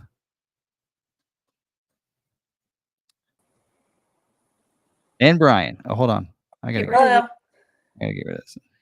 There we go. How's it going? I can hear you. You guys can hear us? Yeah. I hear you. All right. Good. Yeah, I was hearing all the configurations. It was I was getting confused a little bit. So that's a lot of choices. 2.3 and 2.7. We got the 2.7, but ours is a 23, a 2.7 on our 2-door. So 2-door, right? Yeah. You have a 2-door, and yours is Badlands, right? Yeah. So. Yeah, and Brian kind of Sasquatched it himself. Yeah.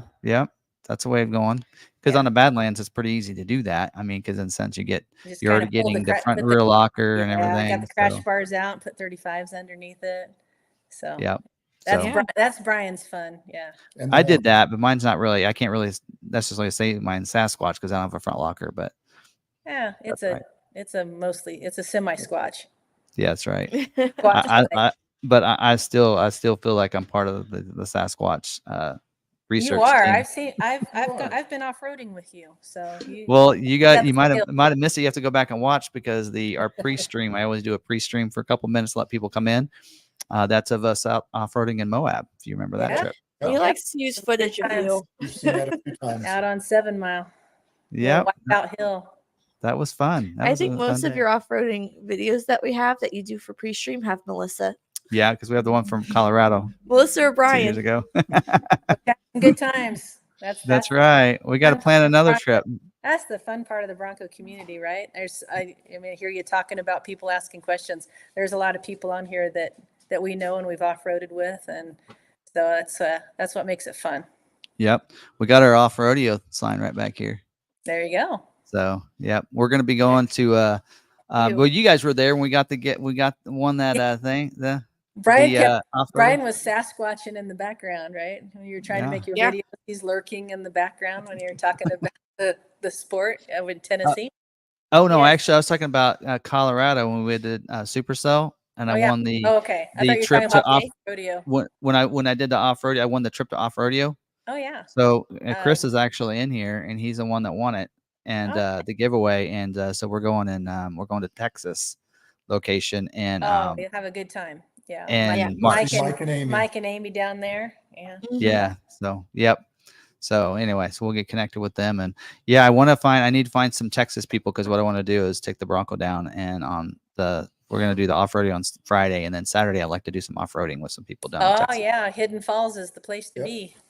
Okay. The OHV, they'll help you. You reach out there. There's a good group down there. They'll show you around. I figured if I put it, there's a good Bronco sport. There's a good Bronco sport club down there too. Yeah. Yeah. I've heard even if you're not going off-roading, Hidden Falls is a pretty good place to be for family fun. Yep. Or is Yeah, that it? Yeah. we actually did. It's funny. I did a little bit of Rebelle training out there with one of the teams in Hidden Falls. So that was Yeah. fun. Yeah, it's We've talked about, there's some I'm gonna crazy have- trails. It's Yeah. actually like there's some real extreme stuff out there, and then there's some nice and easy things. But it's a neat park. Well, Yeah. even the off-rodeo grounds is some pretty cool, fun stuff. There's some scary stuff. Even as an off-rodeo guide, there's some amazing things that they ask you to do down in Texas. You'll have a great time. They're crazy, but they're a lot of fun. Yeah. So, which brings us into we're talking about Rebelle Rally. Yeah. So for those that don't know, Melissa Team is 200. Team 200. Yeah. We talked actually. What was a couple when you guys were in the middle of the Tuesday of that week. We actually chatted. We talked a little bit about it too. Pulled up the board and then tracking. in our member live, we talked and we pulled it up and the tracker and everything. But anyway, so a lot of them probably know of you a little bit. But so let's see, you've been driving the Bronco Sport for the last several years. How many years now? Have been. This was my 4th Rebelle Rally. So 21, 22, 23, and now 24 competing with the Bronco Sport. But it's my 9th rally. I've done all of them so far. All of them, right? Yeah. And you've won. Let's see, you've podiumed with the Bronco Sport every year, right? I have, yeah. So First 3 times and second, and then in 2019, I also in the 4x4 category took a silver as well. So I've had, what is that? Out of 9 Rebelles, I've been on the podium 5 times now. Cool. Awesome. So you know a little bit about driving these Broncos and Bronco Sports, then. I've learned a ton. I've learned I'm going to say I've learned everything starting with the Rebelle Rally because that was my first time to be in a Bronco Sport and I'd never been in a Bronco. So I started everything out with the sport. I call it my gateway drug to all things Bronco. There you go. Yeah. So, all right. So you've driven 9 years, and you said 4 of them are in the Bronco Sport, or 5? 4. Yep. 4. So that means you so had in 2020, 5 without a Broncos Sport. Yeah, I won't talk about that 4-letter word. I did previously, but you can I was probably gonna figure say it out. what you were driving, but but really, I was actually primarily the navigator. So the first 3 years, I was solely a navigator. So my skill set kind of started on that side as far as Rebelle Rally goes, which has helped me more as a driver. So I understand what we're trying to find out there with getting checkpoints with map and compass only and no GPS. So that's what makes your team pretty good because you've done navigating. So now that as a driver, you can help the navigator in a sense, or does that Yeah, happen? I mean, it's so talking about that. I mean, there's 3 right. There's 3 members of the team. There's the driver, there's the navigator, and then there's your car, which is the 3rd teammate. But yeah, you have to be a strong team, and I think people ask about switching back and forth. And I think it's good. I think a navigator should know how to drive and a driver should know how to navigate. I think you kind of fall into your stronger skill set. The sport is hard to drive. It's a challenge, and I think that's why I like it. Why I like the X-Cross. And by what I mean by challenge is that most of the time, in a Bronco Sport, I'm in the very same places physically. If you look at the photos I've been able to put out there, I'm physically in the same places that the Raptors are at, the Bronco Raptors, the Ranger Raptors, the 4x4s. So I have to level up that driving skill to be able to take something that's an all-wheel drive vehicle, low ground clearance, and go to the same checkpoints that the 4x4s are going. They mentioned at one point that on the team there on the YouTube, they were talking about that you hit a certain hill that they were surprised, but they weren't surprised that you attempted it, but they were, I think, it's surprised how well that the Bronco Sport could be there. Was it is it Cadillac Hill? It's close. It's Oldsmobile Hill. Oldsmobile. Okay, Yeah, one of those off-brand. Yeah. Why would an Oldsmobile or a Cadillac be on the top of that hill? It's about, what is it, Brian? About 400-foot sand dune?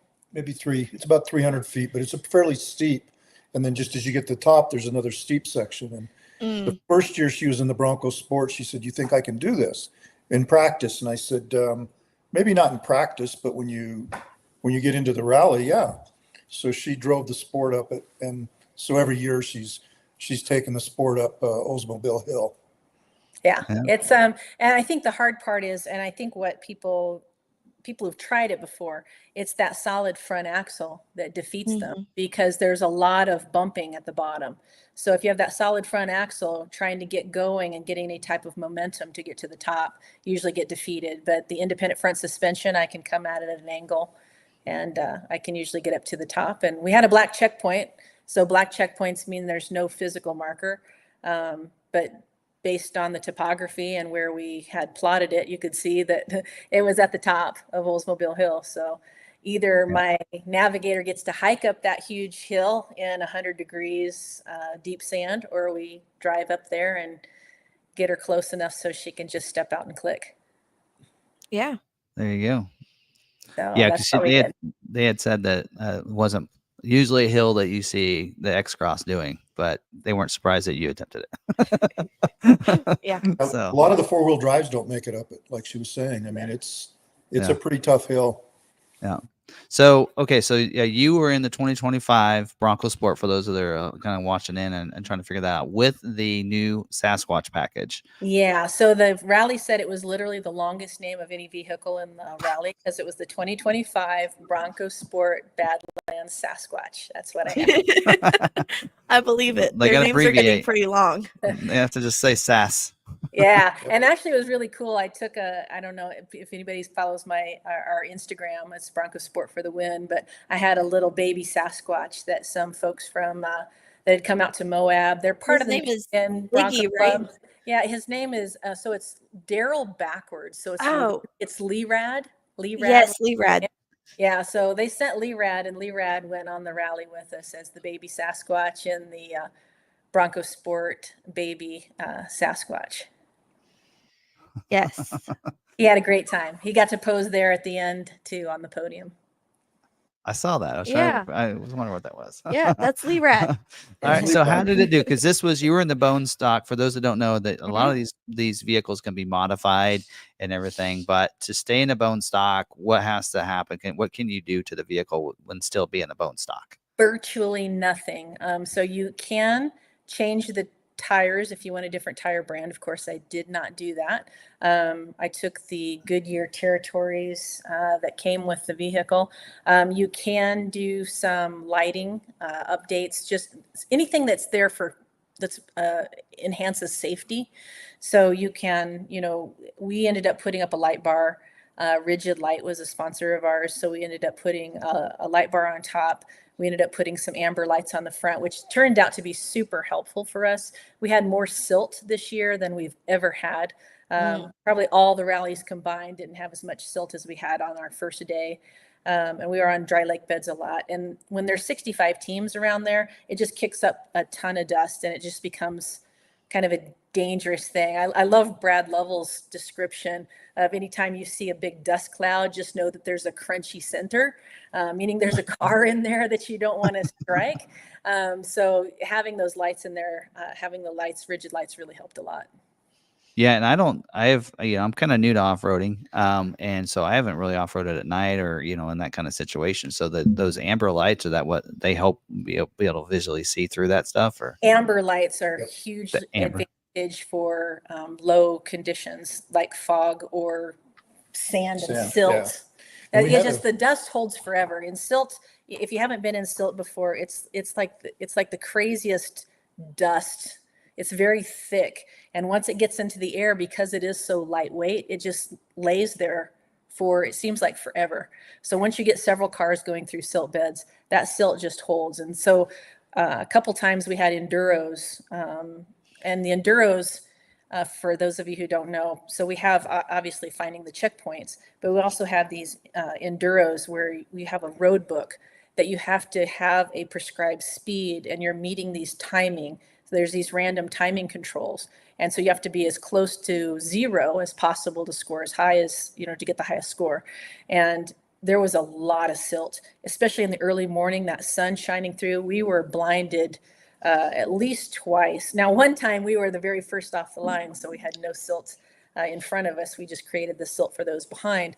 But a couple of those enduros were a little bit scary. You're just looking for vegetation kind of at the edge of the road and hoping that the people in front of you were on their time, because they should be at least a full minute in front of you.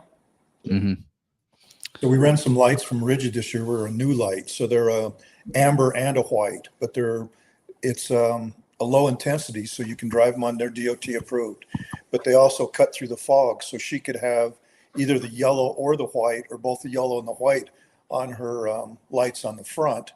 And then the light bar, the 40-inch light bar, we went ahead and had it amber all the time.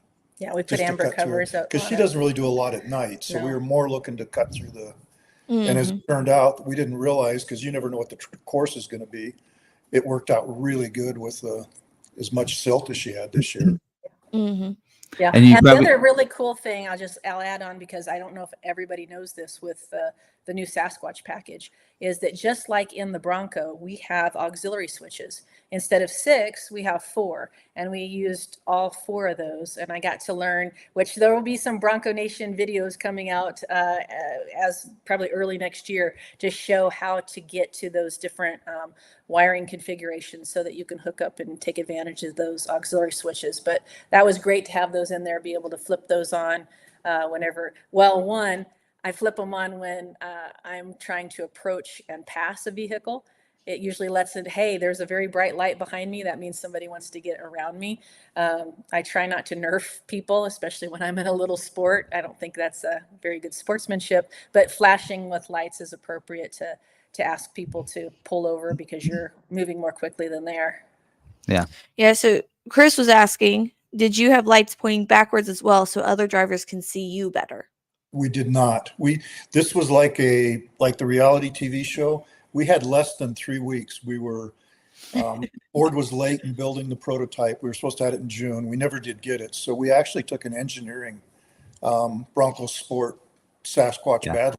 Is when we met actually at Tennessee. I was going to say, I think didn't I ride in that? Yeah. I got to drive it. Yeah, You and I both drove it it was the black one at before Tennessee. Melissa did. Yes. Yeah, absolutely. It's funny because we have a commercial running right now where if you buy a Bronco, then we'll pay for your way to get to Bronco Off Rodeo, and it's a clip that Sarah took of me driving that Bronco because so every time it comes on because usually the grandson's watching our YouTube, and said, "Oh, there's my ad. Watch." Just let's leave that on because there's Papa. Do you know how many times they'll be watching something and an ad pops up and they go, Papa, Papa, and you just hear screaming from the other room, and I'm like, yeah, That's but fun. Anyway. For Chris's, so that's Buck Yeah, right? That's Yep. our buddy Buck Yeah. So we've off-roaded with Chris a lot, and I think if you are going to be doing that kind of thing, having a rear-facing light is not a bad idea. It certainly did help me a couple times on other vehicles that I saw come up upon. But again, I just kind of go by that old philosophy that just know that when you're in the heavy silt like that, there's probably a crunchy center. So you have to be careful as you approach to not cause a problem. That's something else I might need to get, huh? Yep. You already, Well, it all depends on what I say it with everything. It all depends on how you're going to use it. If you're going to be out in the silt beds or going to be out running around in Johnson Valley when there's a lot of vehicles around, it's probably a great idea. So I kept watching, hoping to hear the horse, make it sound. I Did did you have that actually a hooked up? couple times. I don't know if it just, I don't know if everybody liked it as much as I did, but there was a few times especially on the first day when I went off the line, I set off the whinny horn. That was on my auxiliary 4 switch, I believe, was the horsey horn. Yep. So It came out of my Bronco and got put into the sport. Brian donated it, and then he upgraded his horn. He actually has, I think, 4 sounds now that on his. So I did the remote. The jackass horn too. So I did the remote. just the remote. So instead of that being to the auxiliary switch, because I like to be on the outside and hit that. I'm in a parking lot and freak people out. The first morning he brought it, he just kept going, "Hey, come look at this." I think we've created a problem here. I'm having I'll tell you what, of all the modifications, I think that's my favorite. So. He told the general manager, he's like, "Hey, come look at this." He's like, "Is it something quick?" "Yeah, just 1 second." I was like, "Just stand outside the door." I'll tell you what I like about it the most, though. It is fun, but the other thing I like about it is it's a polite way to get people's attention. Yeah. Without like blowing a horn, because that seems like offensive. But if Yeah. you whinny at somebody, they kind of laugh and they're like, "Oh yeah, you're there. I guess I'll let you." It seems to be Well, a nicer way to get your point across. Well, and like I'll be driving along and someone's just trying to say hi to the person next to him because they know, and I hear honking. I'm like, what was wrong? Yeah. But if you have Bronco enthusiasts that see each other and you just have them whinnying at each other, that's the perfect greeting to each other. I haven't done it to Jeep owner yet. I say yet.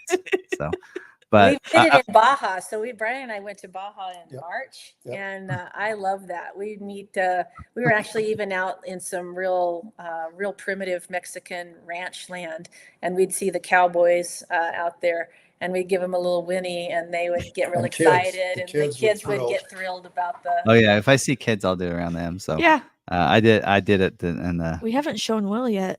Oh no, I did. Oh, He's seen it. I said, "Will, come here, check this out." But yeah, the kids, it's fun. But yeah. So I do like it on the remote. So I had the good, the bad, and the ugly to mine on one of the 4.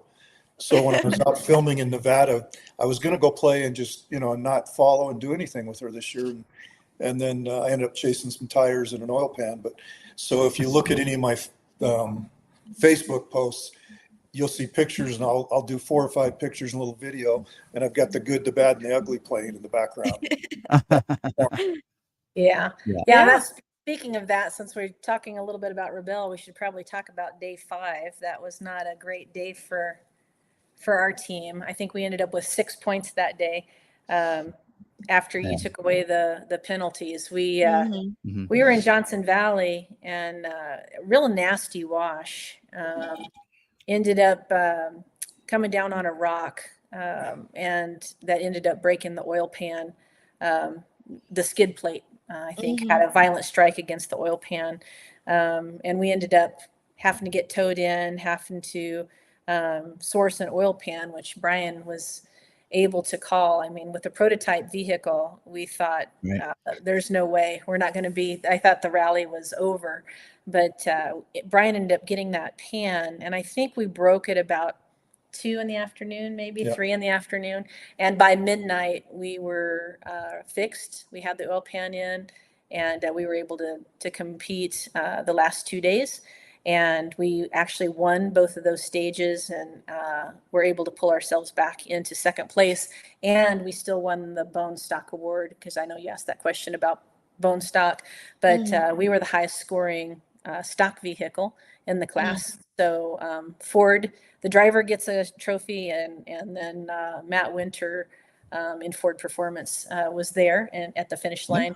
And he received the other trophy on behalf of Ford. So that was cool. I was glad we were still able to get that for Ford. Yeah, that's cool. So, so that'll be fun. Now, is the Bronco Sport going to be at SEMA? I know in the past. So you know what? We actually had that conversation. We're not. It's not going to be there. But I will be there. Brian and I are going to be there. But me and my my partner Catherine. Catherine's on the SEMA board. She's so she'll definitely be there. But on Wednesday and Thursday, we're going to be with Mach-e Industries that makes those beautiful Bronco tool rolls. We're going to be with them, and so we're going to be meeting people. If people are going to be at SEMA and they want to come by, I think it's outside the east entrance. We're going to be there for a couple hours on Wednesday and Thursday, and so we're really stoked to try to meet people, like-minded people, or if they just want to come by and talk a little bit about the Rebelle Rally. So I know that on Tuesday and Wednesday, so Shelby Hall and Rory, they also got second place in the 4x4 class. So I was excited to have 2 silvers. That's a great win. That's the highest finish for Broncos in the 4x4 team. So they're going to be there, I think, on Tuesday and Wednesday. So we're going to be there Tuesday. Yes. We will So- be there physically Tuesday as well, so maybe we can Yeah, meet up. Oh yeah. Yeah. We'll be in the. It'll be We're fun. getting there. I think we get there Monday afternoon. So Okay. Okay. Well, we're getting in late Monday night. Yeah. But we're gonna be there. We got media passes, so we're gonna hit the show before performance and all that, and first thing in the morning, and so we'll definitely text you and see if we can Find meet a up, time. say hi, and all that stuff. And that'd be great. you know, I always like to buy you guys dinner, or try to. No, Well, we'll just be glad to. We'll be glad to see you, and we'll have a Yeah. coffee or a lunch or whatever. Yeah. Yeah. I'd be glad to do that. It's exciting. This is only the second time it's incredible. I've moved from such a corporate world with nursing and the medical device industry and moved into the opportunity that Ford has given me to drive in the Rebelle Rally has also opened up so many other opportunities for us to work at the off-rodeo, to work for the Bronco Nation, and to participate in things like the SEMA show, which I had always wanted to go to. King of the Hammers is another one I'd always wanted to go to, and now it's kind of become a routine thing for us to attend every year. So this is our second time to go to the SEMA show. So we're super excited about connecting with people. It's just the community keeps growing. We keep meeting more people, and people like yourself, a lot of fine enthusiasts, as well as, some cool owners like Greg at Motley and the folks at Rigid, and we've Stilo helmets. There's so many new sponsors I've had this year that I've never had before that have just really been amazing friends and partners. Yeah. Yes, it's I felt that way with getting a Bronco. Just going to some of the events. It's like you just want to. When's the next event? Because it's just so much fun. I hanging out with highlighted Bronco the people. comment from Chris earlier, and he says, "You've elevated the Rebelle Rally. More people are following it because of you." So I am super grateful for that. I've really appreciated the following. I think one of the quotes that I gave was I was really pleased that there's a women's sport. Not that women's sports aren't followed, but I feel like I've really learned and seen that growth over the past few years. I think Ford's done a very nice job at promoting it. They're a silver sponsor for the rally. They're putting 5 teams in. They really do put it out there for the Bronco community to multiple ways to get information through social media. So I've been super grateful to be a part of that. Like I said, I've been with the Rebelle since day one, and but I really have, and I know Brian's like he's old school Bronco. He has a Gen 1 that belonged to his grandmother, so he's been Bronco for a long time.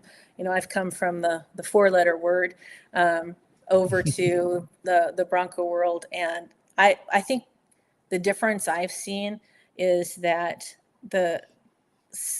it's what I think the Jeep world used to be.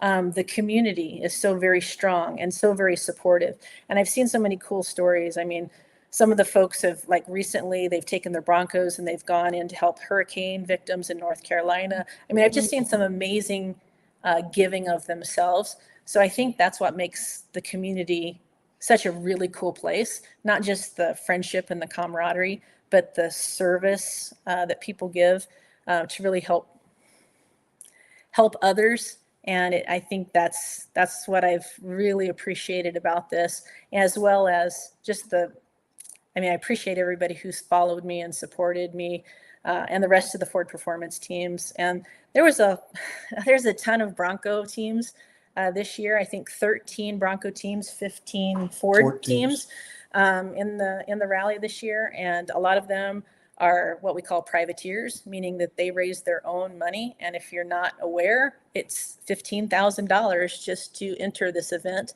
and that's a starting point. And they believe in their Ford vehicle enough to take it out there and put their own vehicle at risk, and have been very successful. We've seen some very high scoring Bronco teams, and it's been really, to me, it's even more incredible than having Ford sponsor us, is people taking their own money and their own car and saying, I trust my Ford vehicle to be able to do this event, and then proving out that yes, they actually can.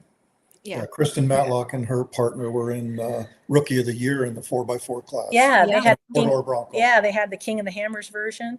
Let's see, Jason Shear's King of the Hammer Gloria version. and Megan. Amanda was out there again this year. There's just been some great Toby and her team from Montana. Some just great Bronco people out there. Yep. Well, and what's really cool is, at Supercell, Colorado, we got a chance to hang out with Amanda and her partner. I can't remember her name now, but Julia. yeah. So we got a chance to hang out with them, and I think her husband went out with us. Didn't he go out with us, Brian, that first day? Yeah. Yeah, We go off roading with them, and he had and their Yes, Ranger Raptor. Oh, his His Ranger Ranger Raptor. Raptor. Yeah. Yeah. So, and getting a chance. And I know 2 years ago when Sarah was there, we met Amanda's team, and it was Jackie that year. Yeah. But then also there's another team that was practicing too. Oh, Yeah, 147, this right? year. Oh, that was Alana. Yeah. Alana, yes. She did it again this year with a different partner. Yeah, I noticed that. Yeah. Yeah, did real well. they did very well. They did good. Yeah, I kind of tracked both of those teams as well, because we'd get a chance to hang out with them and meet them and follow them. So that's the thing. You get Gloria and Megan were also at Supercell. They were a rookie team. Yeah.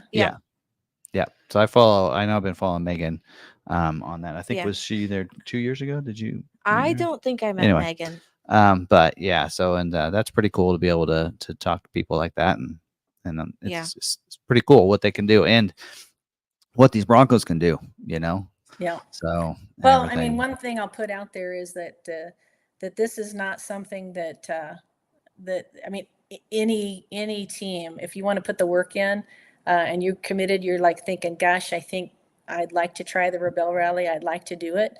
You certainly can. I mean, I think it seems like about every year, about half the field are rookies. So you would not be out there, being the new kid. You're out there with a lot of people, and it's a very supportive. It's a strange kind of competition, because I get that question a lot. It's like, is it fierce competition, or is it like working together? And the answer is yes, it's both. So typically, everything that we do is trying to be based on our own personal strategy and what we think is going to happen. They always throw these little curveballs in and they change things up, but we try to do things that will be mutually beneficial. So working together with other teams. In fact, on the Glamis Day, the Subaru team, which was in first place, actually approached us about teaming up. And at that time, what we needed was to be in second place. So our advantage with working with the first place team was we've got two of us together. If we get stuck in the sand, we've got double the brain power to be able to maximize points. And it actually worked. We gained, I think, 12 points against that team that pulled us into second place. And their benefit was, if we stay with them, we're not going to gain any more points on them. And then on the last day, it was kind of just all up to us. But we couldn't make up that difference, but it did solidify us into second place. So there's a lot of teamwork going on, and it's not always just manufacturer based. It's kind of on wherever you find yourself on the course that day and who you can reach out to. And most teams are usually very open to having at least a limited type of teamwork. Mm-hmm. Especially in the dunes, right, where you're more likely to get stuck. In the dunes is dunes. Is that where that was at? We actually they double duned us this year. When we got to Dumont, I thought, okay, this is our only dunes. We're gonna do the big. Dumont is a small. It's kind of near. I guess the nearest town is Baker, California, the one with the big thermometer in the town. Dumont is not it's a huge dune, huge little series of dunes, but a small geographical area as far as the dune goes. So I was pretty excited that, hey, we're going to dune and get out. But then they had us go down to Glamis and do a marathon night in Glamis, which is fine because I've been to Glamis so many times that yes, there's the intimidation of the dunes, but I'm familiar with that area. So it was comfortable going back there, and we were able to get a lot of great checkpoints down there. And the Sport is a great vehicle in the dunes. I mean, it's almost, I don't know, it's probably Melissa's first choice. It's my first in the choice. sand It's of any vehicle to drive. It's a sand walker. You air it down, and you don't even have to go that low, 20 pounds or so. And the car is lightweight. You know, it's got enough horsepower. It's got a nice profile to it, so it's not too tippy. It does and having that independent front suspension, so you don't get so much chatter and bounce in the dunes. It really can. I was amazed this year. These are the biggest bowls I've ever put that any car, other than maybe Brian's Razor. He made me one time drive through Glamis, and I'm still have trauma from it. But it was very scary. He put me in very big sand dunes. But the Sport this year, the Sasquatch, we went into some giant sand dunes, and we were very well rewarded. This year, she put the black checkpoints she put on the edge of the sand dunes, so people that are afraid to go in deeper into the sand had to find things that had no physical marker. She put the blues deeper into the sand, which have a blue flag, right? So you can actually find the checkpoint, but you had to work a lot harder. They were high point blues. And so we went in and we got every single one of those and a couple of blacks on top of that. So, yeah. Cool. That's awesome. Her strategy's fun, and you can't figure it out. You think you can. There's a whole group that constantly talk about what is Emily Miller planning and what is, you know, she works with some amazing course planners. I mean, Jimmy Lewis helps set course for Nora and lots of stuff. He's going to be in the off-road he was in Hall Dakar. Of Fame. So Sunday they're doing a big dinner, and he's inducted into the Hall of Fame this year. Yeah. So if people want to know the real craziness behind the Rebelle Rally, they can look up Jimmy Lewis, because he's done everything off-road on primarily two wheels. He's a motorcycle guy, but he's just got inducted to the Off-Road Hall of Fame. So, yeah. Wow. Pretty cool. So it's a fun event. I mean, you know, watching it online, you know, watching as much as we can, you know, on YouTube with the morning. I love seeing the teams go out and everything, and all those. So they do a couple different live streams, and I think I watched them all this year. But so I don't watch the live streams just because I can't stand to sit there with dead air or to. I want to hear from the drivers, so I don't like to sit there and hear the other talk or chatter. I want to hear from the drivers, and so apparently this year on one of them there was accidental hot mic. I don't know if that got burnt, if that one's still available to watch, but I guess Katie and Emmy's mics were hot, and they were having some pretty interesting conversations. So with a spattering of profanity. Yeah, it got edited, I think. Okay, it's probably gone now, but so we can't talk to each other, and I wasn't on as part of the staff. There's probably a copy out there somewhere. I watch all that stuff. Brian watches it to see if he can. Tuesday night when you guys are doing your live, I had a Starlink with me, so I was watching your live, and then I also had it going on with her, and she put a comment that she had a 10-hour day on Tuesday, but she changed 2 tires. Must have been valve stem failures, but so I'm in a panic that she has no spares. So and this car is a new prototype. I have no extra rims. I have no extra tires, except for there was one car that was floating around that we had in Arizona. So I'm in Nevada. So Tuesday night, I'm trying to plan, and I'm calling Discount Tire and trying to get stuff, because unless she asked for it and she has to take a penalty, we can't talk to each other. So I never talked to her from Thursday when she left until Friday night when she finished. And I'm just waiting for her to go to the mechanic, take a penalty, and say, hey, I need a tire. So in anticipation of that, I got up 5 o'clock Wednesday morning from Nevada, drove to Arizona, and took the tires off of one of Ford's new cars. Asked permission later.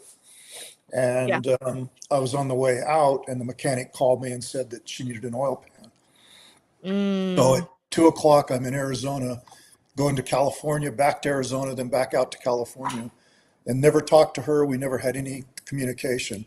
I could talk to the mechanics because she'd asked for help, and give them how to change the oil pan and what we were doing and what parts I was bringing.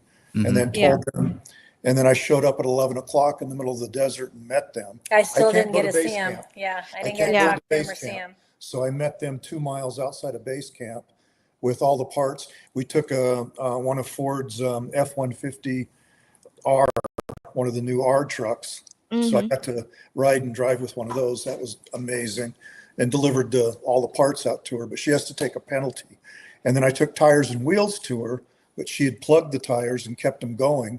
So she didn't take another penalty, but I took them so the mechanic had them on hand, but she would have had to take a penalty if she used them. Yeah, it actually was, I'd put sticks, both of them. I call it an organic tire plug. It's when you have a slow leak and you realize it's because there's a stick that's inside the tire.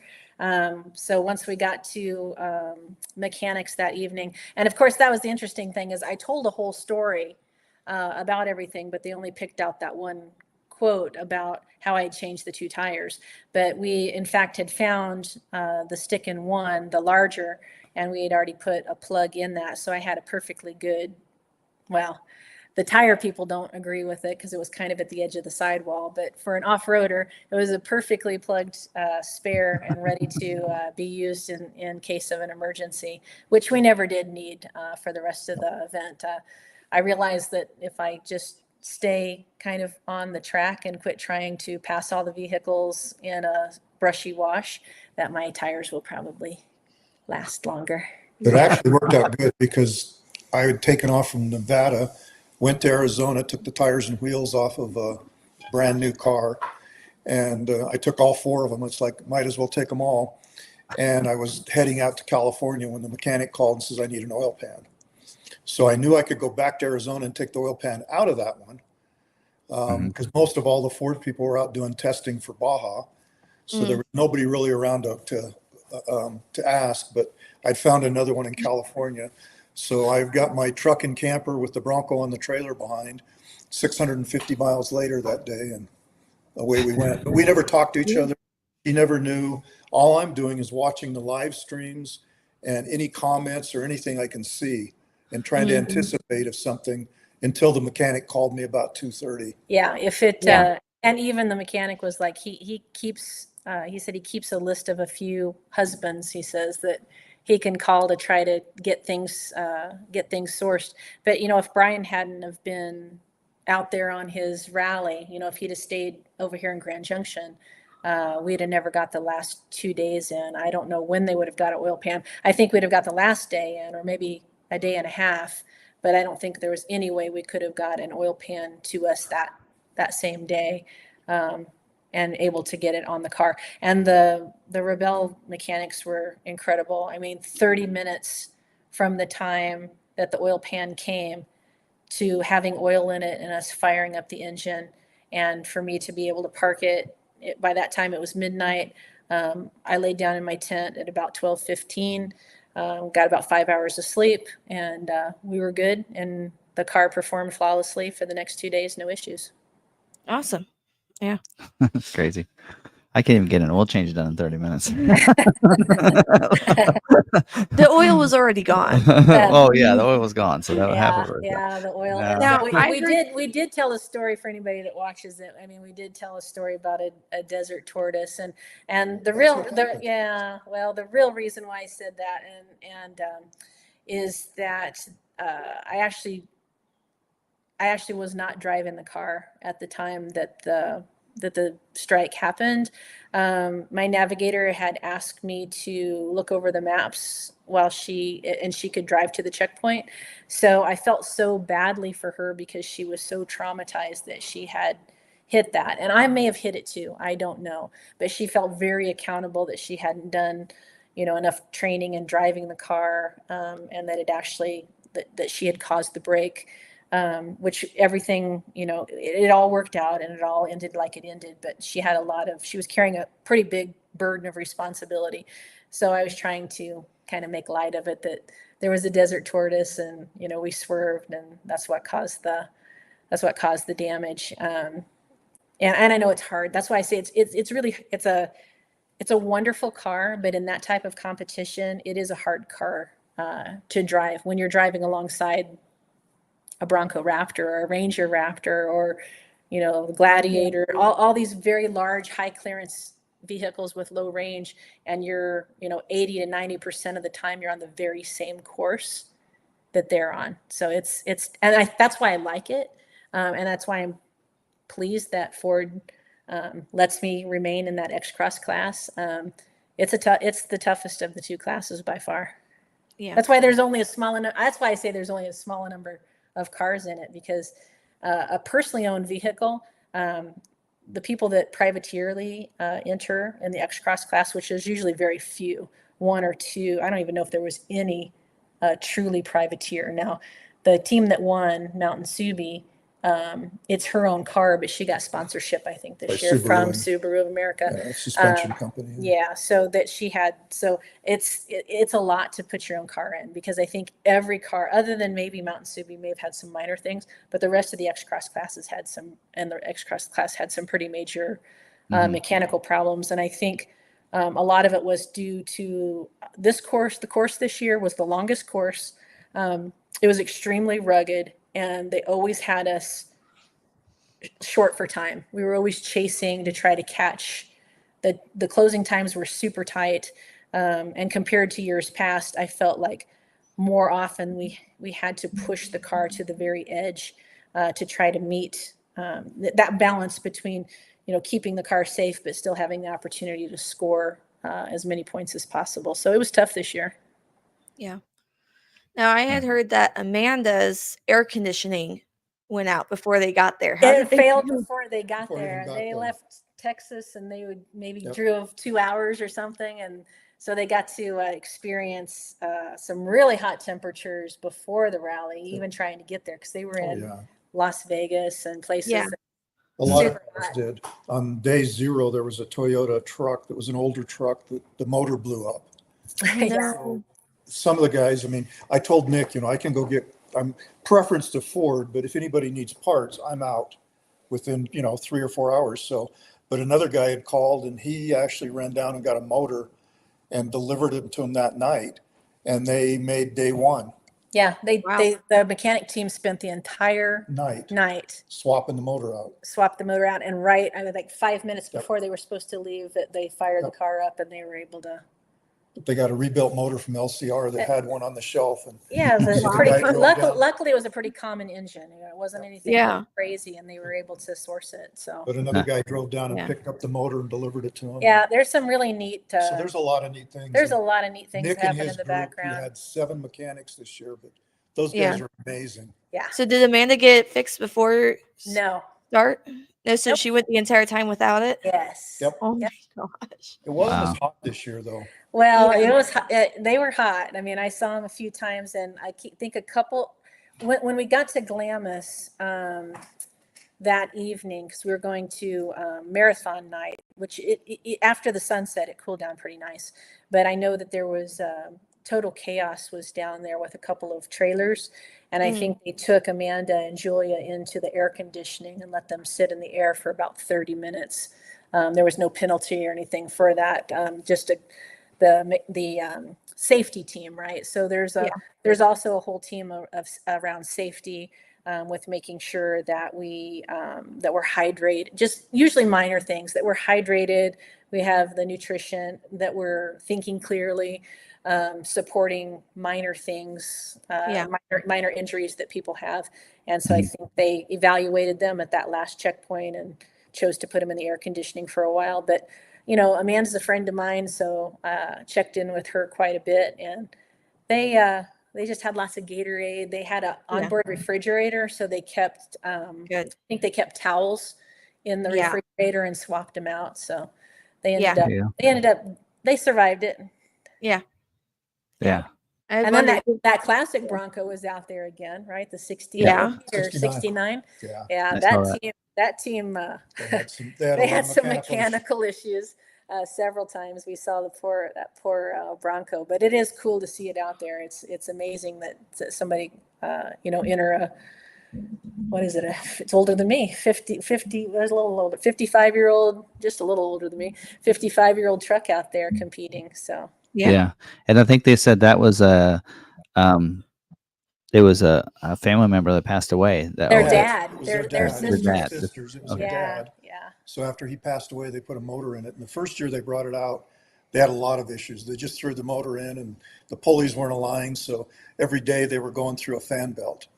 Oh man. But it's come better. I don't know the details of this year, but it, Yeah. They just take it as part of the rally that mechanic's going to be, that's going to be part of it. And they just take that as part of the, Yeah. part of the rally, Yeah. part of the journey, right? Everybody's there. I mean, I think Yeah. most people are aligned for a certain purpose, but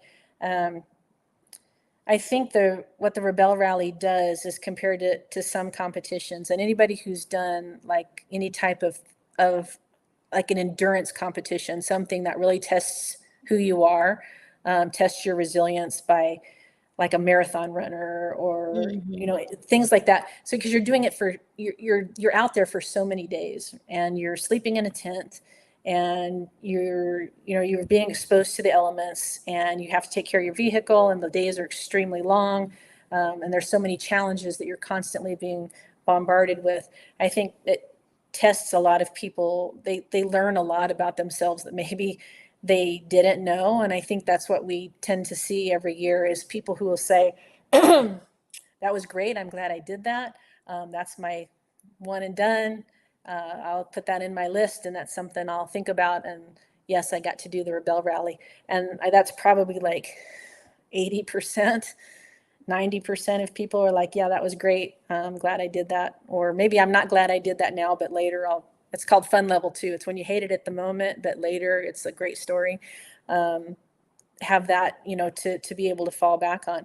And then there's a percentage of people who have a much crazier sense of self, and will continue to do that event annually, and it kind of becomes a part of it. And I say it anyway, people who off-road are already a little bit crazy. You take a very expensive vehicle and you take it off-road with the very clear expectation, if not total reality, that you're going to break your stuff somewhere. And people do continually. And I think it's because you're working on something within yourself. There's a challenge, there's a barrier, and then there's an accomplishment. And so people who already like off-roading, the Rebelle Rally is just an adjunct to that. It takes it to another level and pulls multiple days of off-roading, combining with things I never liked before, like math, studying maps. And now I'm crazy. I do Pythagorean theorem charts and everything to figure out my that sounds relaxing. Hey, you've talked about this, Sarah. I know. You've talked about this since I've met you. Yeah. About your Rebelle Rally day. So we just I Just want to see that before I retire from Rebelle Rally. I know next year is the 10th year. I still plan on trying to do at least through the 10th year. But Sarah, we got to start getting you training, girl. I know. I'm working on it. Okay. But no, I told my best friend, she is a teacher, and so she did summer school, and she was teaching algebra for summer school. And I'm like, she shows me her equations on the board. I'm like, that just looks so nice. I just want to be in those days of just math. Sarah is a navigator. I can already tell right now. I love math. It speaks to me. There are a lot of times when we go on a trip that, I mean, I'm pretty good at, I think she gets some of it from me, but I'm usually pretty good at it. But she'll be like, okay, now we need to do this and go here and go here. So she'll figure it out. So yeah, I'm usually our person that's like, okay. Welcome to the nerddom of Rebelle Rally. You'll find lots of math nerd girls to hang out with. Yeah, I was taking pre-calc trigonometry, I was taking calculus trigonometry my senior year as a college course. Trigonometry has a very nice place in the Rebelle Rally. So I used to sit there and just complete all the questions, even though I only had to do the even numbers, getting all the extra credit I could. Yes, you are that level of crazy. It's relaxing. Welcome.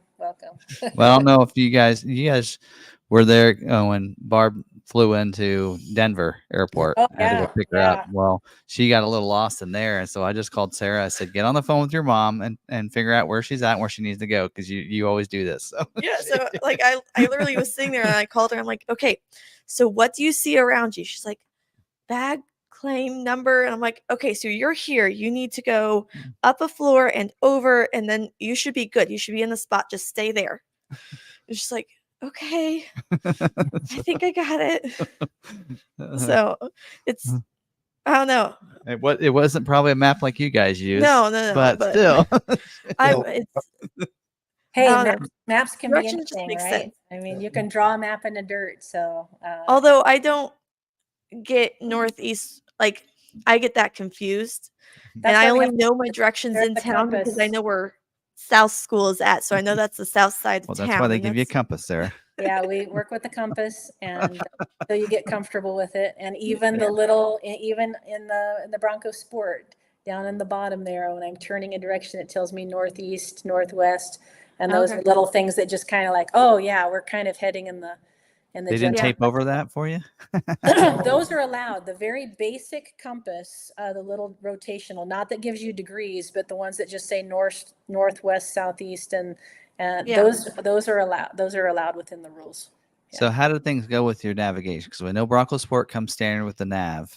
They had to disable. Well, Brian knows probably better, but we had to actually have it disabled. Yeah, Ford's navigation is very smart, and so we have to take and we get on with the factory and we download what's in the car. We upload it to an engineer in Detroit. He disables the nav and then sends the program back. So we can't do all the cars because there's a liability and stuff with Ford. So all the navigation is disabled. So when she turns navigation on, it says it doesn't exist. It doesn't think it's there. So they turn the whole thing off. Now, do you keep that programming after the fact? So that's the thing. This car, yes, the Ford. That's why the privateers really want to have that happen. The problem is that they're taking it off and the putting it back in, right? Because it needs an actual Ford engineer with an individual VIN number. So it's VIN number specific that they're able to do that. And we need an engineer back in the factory. Okay. So it's pretty in-depth doing it. Yeah, the people that aren't connected with Ford can't really gain access. That's where they have to put the thing on their screen, right? Either a spider web on the screen, or what some people have done have just pulled their actual fuse for that. So that doesn't work. But it's dark. It doesn't matter. They make them cover it. This year they had them wrap it with tamper tape, but the screen shuts the whole screen shuts off. everything off though. So you can't use backup camera or anything. Like the privateer who was considering using the Ranger Raptor, because the locker, the front locker mechanism is a push button on the touch screen. So by losing the entire screen, they've always lost the front locker. Now with their mode dial, they can get a rear locker, right? So you dial it in until you get to a off-road mode that enables that rear locker, but they would never be able to have their front locker. So they elected to drive a different vehicle during the rally. We're working to try to do something, but just don't have it put together yet. There's a whole team. I want to really shout out to Ford because this was a big deal. We took a big risk taking this car. Ford does a lot of testing, and this car had 900 miles on it. They took it out to the media show, and it was going through its endurance testing, but Ford hadn't finished, and they had 3 vehicles. The other 2, they continued doing testing. So we did some testing on it, but this vehicle did amazing for I was going to say, I think Melissa ran her own tests. I did, and that is one of the things that I did afterwards. I submitted to Ford. I hope they can get use out of it. I think they will. I submitted about 5 pages of information on things that I thought were fantastic and where I found them fantastic, like what terrain I was in, like with the tires, what air pressure I was at, where did these things happen? What place on the tire did I have the stick penetrate the tire? All those type of things. I tried to keep an entire list, and we just sent that over to put that together. So it was 5 pages of detail. Yeah. Not only are you running this race and trying to compete, but you're also taking down all this information for them. Hey, it's not just for them. I want people. I want people to love the Bronco Sport the way I love the Bronco Sport. And if you're going to invest in a Sasquatch package, which is going to be an expensive Bronco Sport to acquire, let's be fair. It needs to be as off-road capable as possible. And if there's anything I can do that says, hey, 99.9% of owners are never going to do this with their Bronco Sport, but I've Yeah. taken it to its edge of what it can do. And here's where it shined. And here's where there's a couple things I have a question about. But overall, the car performed very, very well. I couldn't believe, because I've driven, again, this is my 4th year driving. And I've been, in the older models, which I've loved. We own 2 Bronco Sports, 2 of the one's a 21 and a 22 Bronco Sport. Yeah. Anyway, we own 2 of those, and I love them from the get-go for how capable they were. But the Sasquatch package is definitely another level. I was driving and expecting some ground contact. There was places I expected wheel lift that I didn't get wheel lift because the suspension is so much better. It really is a very capable. In fact, I had people commenting, I climbed this, maybe that's where it came from. I climbed this giant sand dune exit to get out of a valley and get back up on a higher level. And I chose the line, and the 4-wheel drive vehicle behind me actually stopped and waited until I got all the way to the top, and then still had concern about their ability to get their vehicle up to the top of that. So that just tells me, one, that car will shine for novice users, but will just a more experienced user with it they're just going to be able to blow away even low range vehicles, right? Yeah. I actually have friends, and we were doing we'll send you to off-rodeo if you purchase with us. And our first day back, one of my high school buddies was actually in here, and I haven't talked to him since high school, and he bought a Bronco Sport. And I'm like, you did? Well, do you know how capable this is? He's like, well, it's my first new vehicle. I just wanted something nice. I was like, okay, let me tell you how capable this really is. And let me tell you about this opportunity that we have to show you how capable it is. And he's like, I'm going to have to think about that, but it sounds like fun. But I'm like sharing it with everyone I know, like, no, this is a good vehicle. No, I totally agree. And I think even I know a lot of people will say, I'm never going to take my car and put it into that kind of extreme test. But I think what it gives you the assurance of is, one, even if you don't want to do it, go do an off-rodeo. Go see what off-roading is like. Go get the taste of it. I mean, it's absolutely what harm is that you're driving the off-rodeo's vehicles. It's not even your vehicle. Get a chance to learn your car better. But also just know that, hey, if I get in a winter situation, if I get into a place where, I need to get out, I think about the hurricane victims and like there's mud and there's things that we have to try to drive through. Just knowing that car has been tested to do that.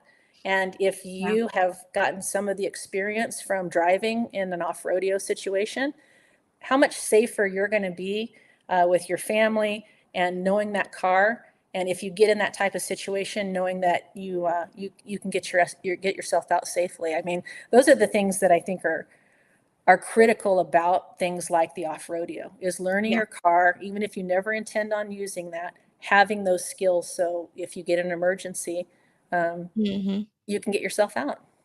Yeah. It's almost, I feel like any new car driver, young kids should be doing stuff like this to learn how to drive in these weather conditions. And who knows, you might fall in love with it and become crazy. Like, I mean, I can't let go of it now. I need to like, I'm raring to go out. And my husband, it's a bad addiction. So my husband's on the note of, why would I buy a vehicle that costs this much and take it out and potentially break it?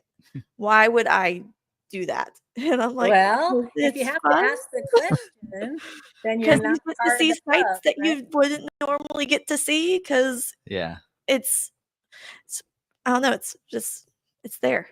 We used to say, build it, build it, drive it, break it, repeat. Is that how it goes? Look at your mom. Look at your mom. We met her a few years ago. Absolutely. And now I know. I just need to get him out. Well, look at your dad now. He's become we've watched him advance in off-roading too, and getting so comfortable now that you're okay going out by yourself. I mean, you're doing things. You Taking went out in people. Buena Vista and taking Comfortable people. enough that he's saying my mom should get a trimmer Maverick or a trimmer We had that Expedition. conversation Yep. last night, I think. Yeah. Yeah. I think there was one on order is what I heard, maybe. Yeah. Oh, We'll see. They're pricey, but Bronco's cheaper. Well, it's Really just get her how own do you Bronco. like your off-roading experience? Rugged or super plush, you know? No, what you That's need right. to do is get her own Bronco and get an enclosed small trailer that she can just always have behind her for all of her stuff. Yeah. There you go. We But got this solved. yeah. Tell her she's getting a Bronco. Yeah, but yeah, I'll tell you what, it was going to be honest, going to off rodeo because as a dealer we went, so he took we're one of the few dealerships when they did the dealer thing in Texas, the very beginning when this launched, before any of the vehicles hit any dealerships, they had, they sent only a couple people from each dealership, and we told them we're taking our entire Bronco team. I think we took 8 people to that. All of our Bronco specialists, and they let me go as well. And going to that because I didn't have a Bronco on order, or actually at that time I did. Yes, I did. Because I'd done videos. So I'm like, okay, I'm gonna get one, but I'll just get a rear locker just in case I need it for winter and all that, But then once I went to that, I was like, oh no, I want to take it off road. So then And you can do some great It's still off-roading. So there's so much you can do with just a rear locker. I mean, a lot of people, that front locker is nice to have in less than 10% of situations, and that's even more extreme off-roading. I mean, the stuff you did with us, level 4 and 5 trails, rear locker is all you need. Yeah, I mean, that one time we were in Moab that one time, and you're like, go ahead and engage the front locker. I'm like, I don't have one. Oh, yeah. well, let's Yep. take it this different line. But we got through it. And we still Sure. got through it with the rear locker. Yeah, Just the rear and so locker. that's tools in the toolbox, right? So if you don't have a front locker, you learn a different line. You actually, sometimes without some of those tools, you can become a better driver because you're not just relying on the front locker to get you out of all situations. You're looking at your obstacle and saying, okay, here's what I'm going to need to do, or I'm going to have to give it a little bump. You're thinking about things differently, and a good driver can get through a ton of stuff with just a rear locker. Maybe not Pritchett Canyon, but definitely some of the great Poison Spider. I've seen plenty of people go through 6-level trails with only a rear locker. It certainly can be done. Yeah, when we were in Colorado, we went and I figured out how far I could go without engaging the, because we took the special route up to Cumberland Pass.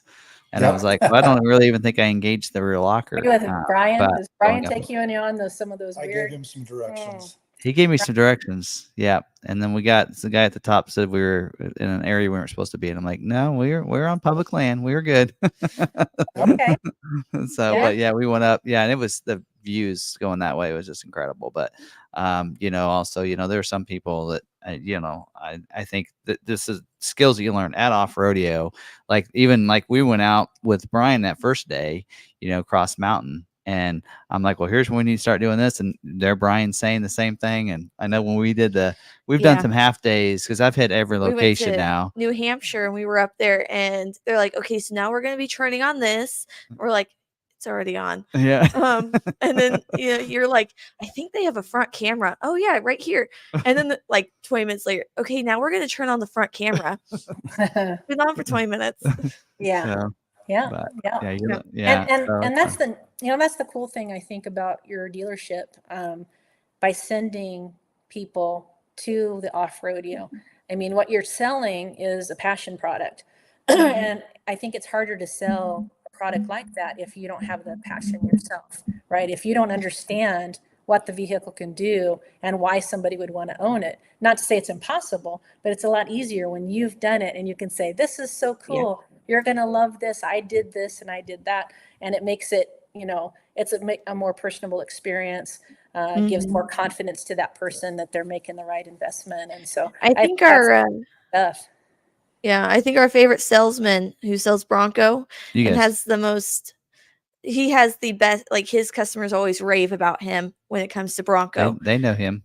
Derek. Yeah. They rave about him. In Colorado. He has a Bronco and he's been off-roading and he has a passion for Bronco. And so all of his customers rant and rave about how good he is and how amazing Well, he is. And what, 2 of his customers were with him out in Colorado. Yes. That And they was weren't fun. going to off road. Remember the one couple? They weren't even going to go off road. Oh yeah, we had their a nice Bronco was- time, right? We went And then up. it's like, are you sure? And I kept warning him. It's like, are you sure? Are you sure? And then we got back and he was like, I'm so glad I did this. Oh, and then you went, you had to go over to Denver. And so we ended You up took- yeah. taking one day. a group up and we got to see all the moose and Yeah. I mean, just the chipmunks in St. Elmo and all that fun stuff. And it was, Oh, yeah. besides the fact that it was just a good off-road day, we got to see so much wildlife. And hey, all that stuff is under snow now. I just saw a snow report. So Oh it's yeah.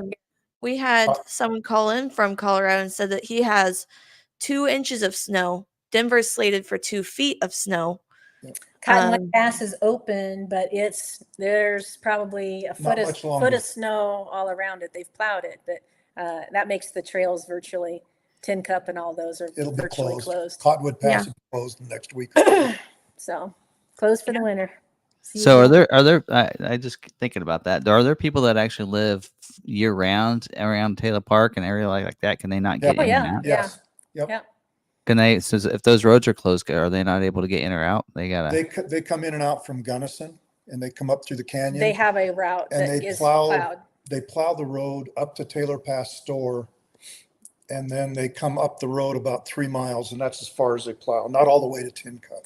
Well, and if you're in a higher cabin, you take a snowmobile up there, right? That's Yeah. the winter. That's what you do in the wintertime. You just They usually have the vehicle to get through the terrain. or that they or need you to get the through. you get the Bronco with the tracks on it. The snowcat Bronco. No, Yeah. no. Yeah, we should have one of those. Yeah, we can do Tin Cup every day. yeah. Well, I'll tell you what, we went out in July, and my wife and we had so much fun out there in July. Yeah, And you guys have the lake and was then- pretty high. You guys Yeah. going through some good water there. Still, Yeah. that's a little bit. It's funny. People always ask when you can get up there, and 4th of July is usually early season, and you can get up there, but not always. We've been up there on the 4th, and there's still tons of snow. And then the 15th of July Yeah. and you couldn't get through any We of it. were up there late May, early June, and the guy at our campsite was like, "Well, the trails around us near 4 Mile, because we were at the BV Oh, over yeah. down in Buena Vista. Yeah, Yeah, you could and probably he get said- on some of that. Yeah, he's like 4 miles perfect, cleared, you're good there. But if you're trying to get to Cumberland Pass or anywhere over there, it's Because still what is 4 mile? pretty Maybe blocked off. 7,000 elevation or 8? It's 8, 9. Yeah, 'cause he's like, it's you can about- probably get to. There was a certain point that he said that we could get to with trails on it, that we could take those trails and they would be pretty good. Might have a little bit of snow, maybe like less than an inch, but past that, you couldn't get any further. No. Yeah. So Yeah. Those drifts and then there's always avalanches and they've got it. Yeah. There's more than just snow they have to clear. yeah, but we Those enjoyed it at they're that time of year, cool. though. If you ever want to look on the YouTube and watch how they clear some of those It's fun. corkscrew and some of that is really We go cool. down Yeah. around Silverton. I went down on my birthday, the 30th of May, and there was one pass that was open and that was it. Mm. But they had just opened it up the day before. And so you've got, 10, 12-foot banks and you got to pull your mirrors in. That's how narrow it is to go through the tunnels of snow. But See, and I don't wanted have to go- I have to I go up wanted to there. do Pikes Peak with Lebo, and he was like, "No, I can't do Pikes Peak." I'm like, "We got to do it with the kids. It'd be a lot of fun. I'll do the driving. It'll be okay." And then I heard that they had Pikes Peak still closed off, and I'm like, "Dang it!" I mean, Lebo, you got your wish. We aren't going up, but that's where his fear of heights comes from. Is his parents took him up Pikes Peak when he was a kid, and it scared him so much that he can't do heights. Well, the way to do that is just get on that horse and ride, right? Well, I'm usually driving in the mountains. We still do mountains, but I drive. There you go. It's good. Yeah, I got to go for the Pikes Peak Hill Climb. We got to go to that competition this year and see the Oh yeah. see the super truck. That's incredible to see those turns taken at that rate of speed. It's pretty cool. Yeah. So Yeah. yeah. Anyway, all right. Well, thanks for joining us. I Yeah. appreciate all the Thank insight. you. into Rebelle Rally. Great job. Congratulations on your being able Thank to you. get second with what you had to go through that 5th day. I think it's pretty good. Yeah. Hey, it just makes me hungry for next year. So That's Yeah. right. fight back for first place. And I Yeah. think Catherine will be with me next year. We're still investigating that, but I think it looks good. I would love to have her back. So she has family and all kinds of things to deal with, but I think we learned a lot together. And really grew. I really like her professionalism and her competitive drive. So I would love to have her compete with me again. So I'm gonna pop the question to her at SEMA. So And Give she's got her a little off-road. good experience that doesn't involve cracking a oil pan or something. No. She's got very little experience. She has a Bronco Raptor. she's Okay. done the off rodeo. She And did the she did the Raptor. off-rodeo. She did Yeah. the Nevada Raptor. Melissa and I put more miles on her Raptor off-road than she has. Yeah. It's okay. You know- She's a navigator. She said she won't drive the sport anymore. She's going to navigate. So we're Yeah. good. See, and I've said I would drive, but at the same time, I can't get enough experience in that type of terrain. You're a feel comfortable. navigator, so Yeah. we're worrying about driving. And, Yeah. and navigators are more valuable anyway. So Yeah. well, thank you guys. Oh, I want to you. thank you Yeah. for inviting us to be on, and Thank you for joining us. appreciate you guys and enjoy your friendship out on the trails. And so hopefully I look forward to seeing. I'm glad you guys are coming. We'll see you at SEMA Yes. next week. And Yep, we got about next. I've been thinking in my mind. I'm like, okay, Colorado, July, but then we got to hit Moab in the later in the winter. It's a bad addiction. It's tough. And then we need to get you down to Mexico on Baja. Yeah, then we if need you to go get to you- Baja, then you're really in And trouble. then we He's gotta- headed to Texas with the mach-e. There's Yeah, Nevada. huh? We got to get you. Oh, Yeah. Nevada. Yeah, those towns out there. that's a long ways to drive. for All us. of those things are yes. Yep. Yeah. Yeah. So yeah, Yeah. Lots to see and do in your Bronco. I love off-roading. I love doing the trails like Colorado and such. It's slow speed off-roading. I kind of like that. I So want I don't know about off-roading. dunes and such, but I'm sure Oh, we that's can a take. good, I'll take It's you. because you haven't done it, You haven't right? done it, Tim. So you're That's right. comfortable with the rock because that's where you started. But You trust Yep. me, so you we'll go do You it. can do some great. Once you get a taste for it, after you get over the fear, you'll love it. I'm sure I would. That's it. Right. Everything All keeps going up. So, but Okay. I think I got the Bronco set up for most things. Yeah. I think we should be all right. You're ready. You're ready to go. Yeah. Just need some extra lights, right? Yep. Oh, for nighttime. If you're Yeah, gonna do nighttime. if you'd like to, or if you're going to be in the heavy dust and big groups and stuff. Yep. Yeah, and I was really pleased with Rigid's lighting, and so Mhm. shout out to them for sponsoring us with some lights. That was great. So, yeah, that was very helpful. We predicted silt, but I could have never predicted that amount of silt. That was a lot. Yeah. No, we had a great team. Motley helped us with tools and the light bar. I worked with him and we got a light bar together, and I couldn't have never done that. Trail racks, we had the rack. We wanted to run the rack. Trail racks get the was stuff. amazing as well. Yeah. Stuff that we did like that was, like I said, we virtually had that car for less than 3 weeks. Melissa didn't get a lot of drive time. I did a little bit in it, but we didn't get enough to really figure out the car. So now we'll get some time to figure it out and do some more with it. And she's got 1,800 miles on it. And How's that extra mode that you get now with that? So rally let me mode. actually, I am posting imminently on Bronco Nation a detailed analysis, because you're losing mud and ruts and you're gaining off-road. Yep. You're losing sand and you're gaining rally. And so I compared those modes, what you have and what's changing.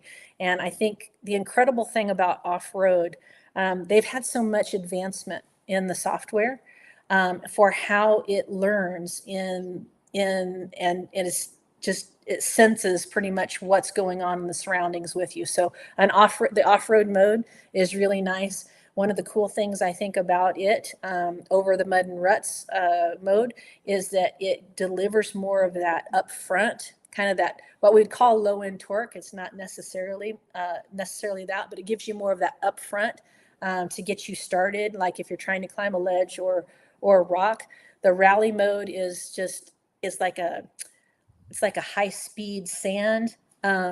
And it's better than sand. It's like sand on steroids. And that rear locker, I kept it engaged almost for an hour at one point, which would have on the older vehicles would have overheated that rear locker. It's a hydraulic. And we didn't have any issues with overheating. That fan, the larger fan that they've put in it really helped me. 100-degree day in Dumont, never had any overheat, never had any codes thrown. The car tested to the rigorous like levels of temperature and responded amazingly. So it's definitely a step up, those modes, as compared to what they've had in the past.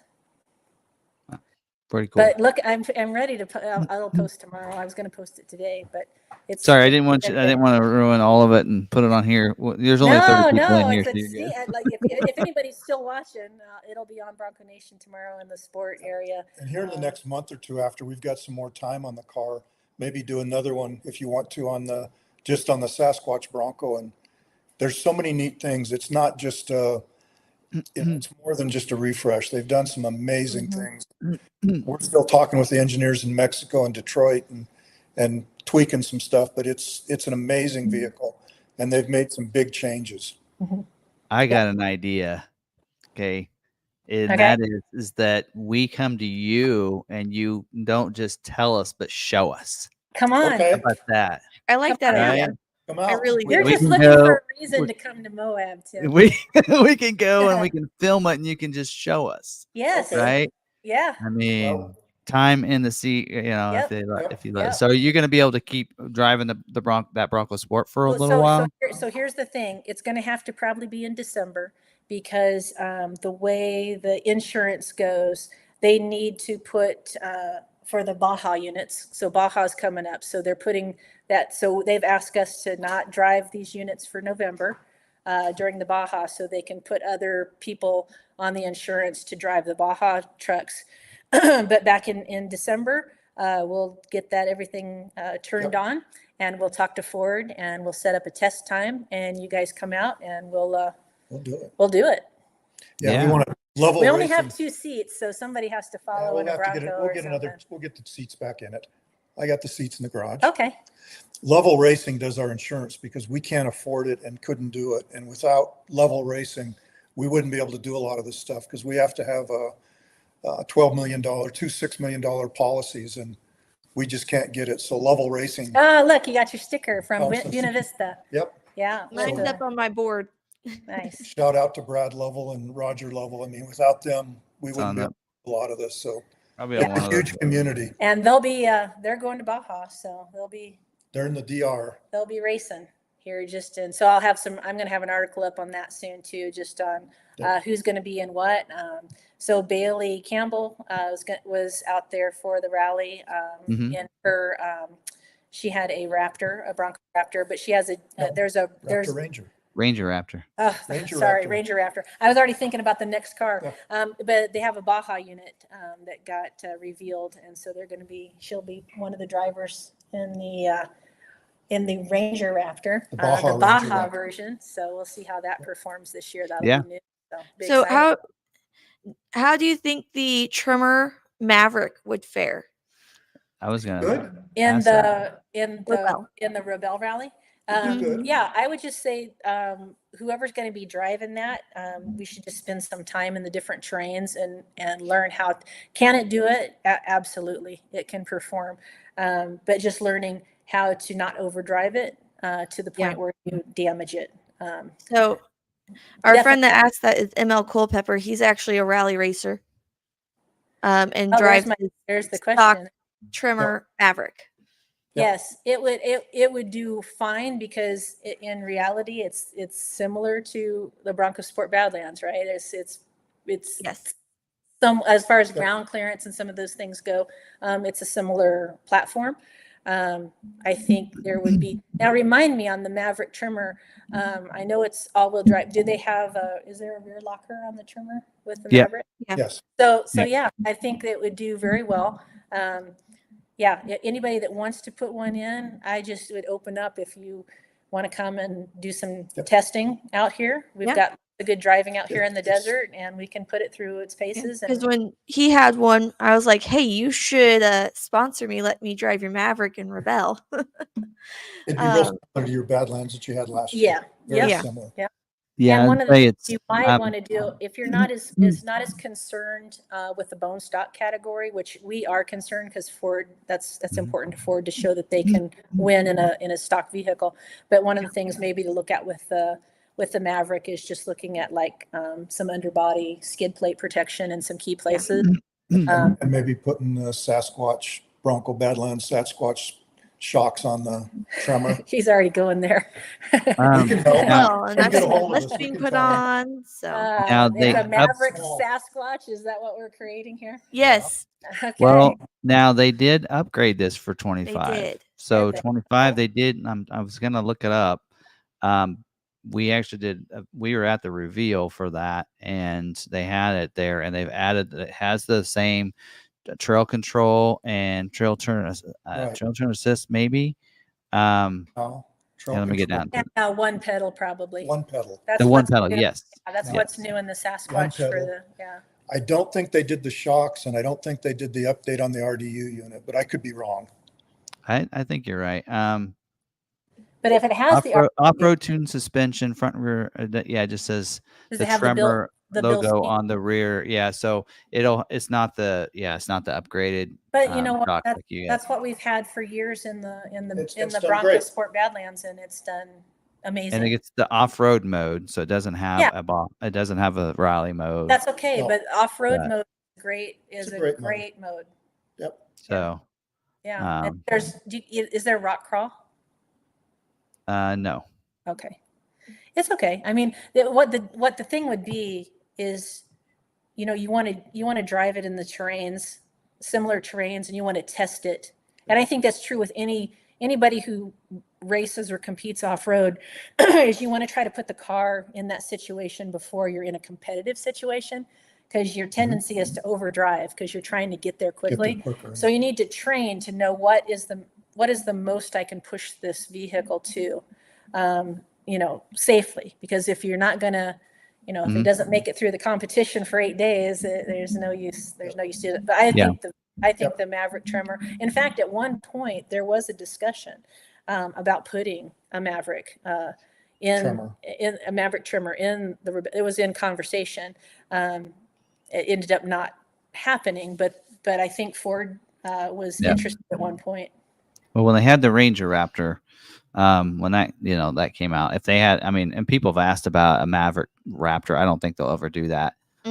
Just because of where that. It's that kind of a vehicle big ask, I think, for what for what it is to try to make it into something. What's the weight of the Bronco and the Bronco Sport? I can tell you. Well, we can tell you what the weight was during the rally, because Ford asked us to get that information, 48, and it was with its weight, with fully loaded for the rally, it was 4880, with two people in it and all of our 5 gallons stuff, of water and all the extra spare tire and all of tire our and gear. oil And that was 2640 on the front and 2240 on the rear axle. Yeah. That's right. If you want any spare parts, spare tires or anything, you have to keep them in there. You have to fit everything in. So with the X Cross class, you have to, they give you a second spare that they will haul for you. Okay. So you haul one spare, and you can access the second spare. There's no penalty. You can access that, but only at the base camps.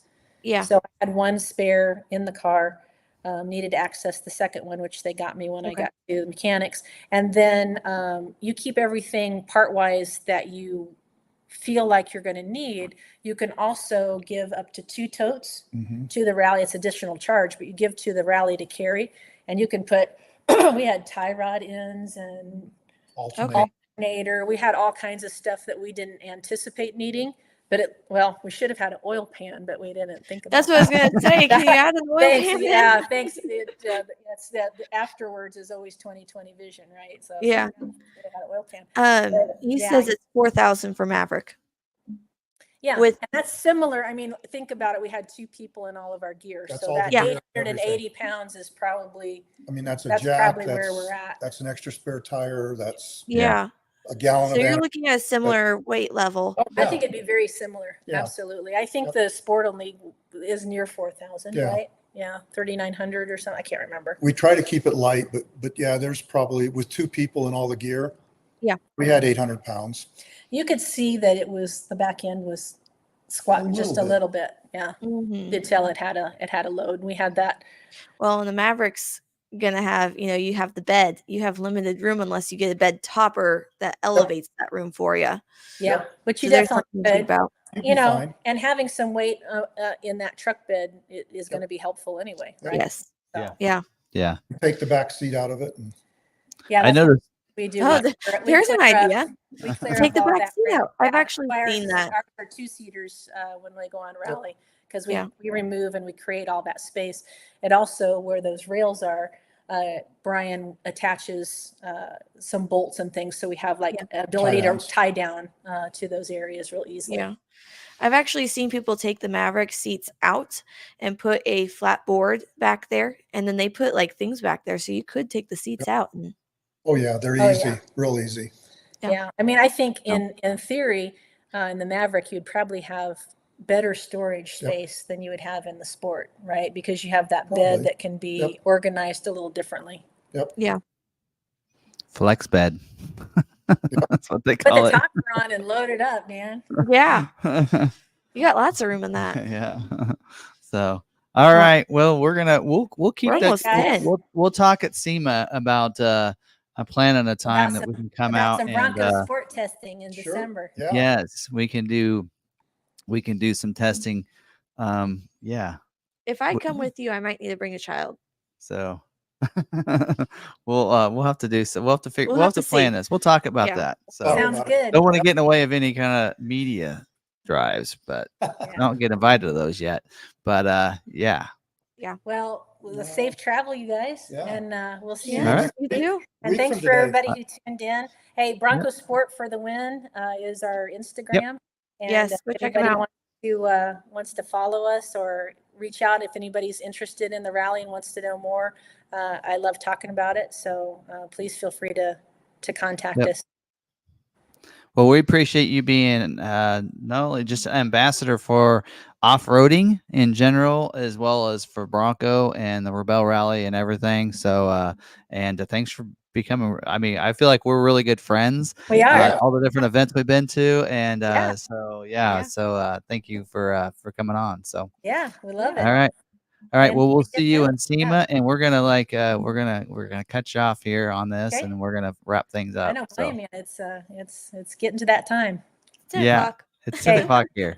Thanks, All guys. right. Thank you. Yep. Good night. All right. Fun stuff there. So, yeah, that's fun. We could talk to them all night. We'll Hours. talk to them more at SEMA, but cool that they're gonna be there. So we'll have to hit them up with for dinner on Tuesday night. But Dinner or lunch? yeah. So. One of the two.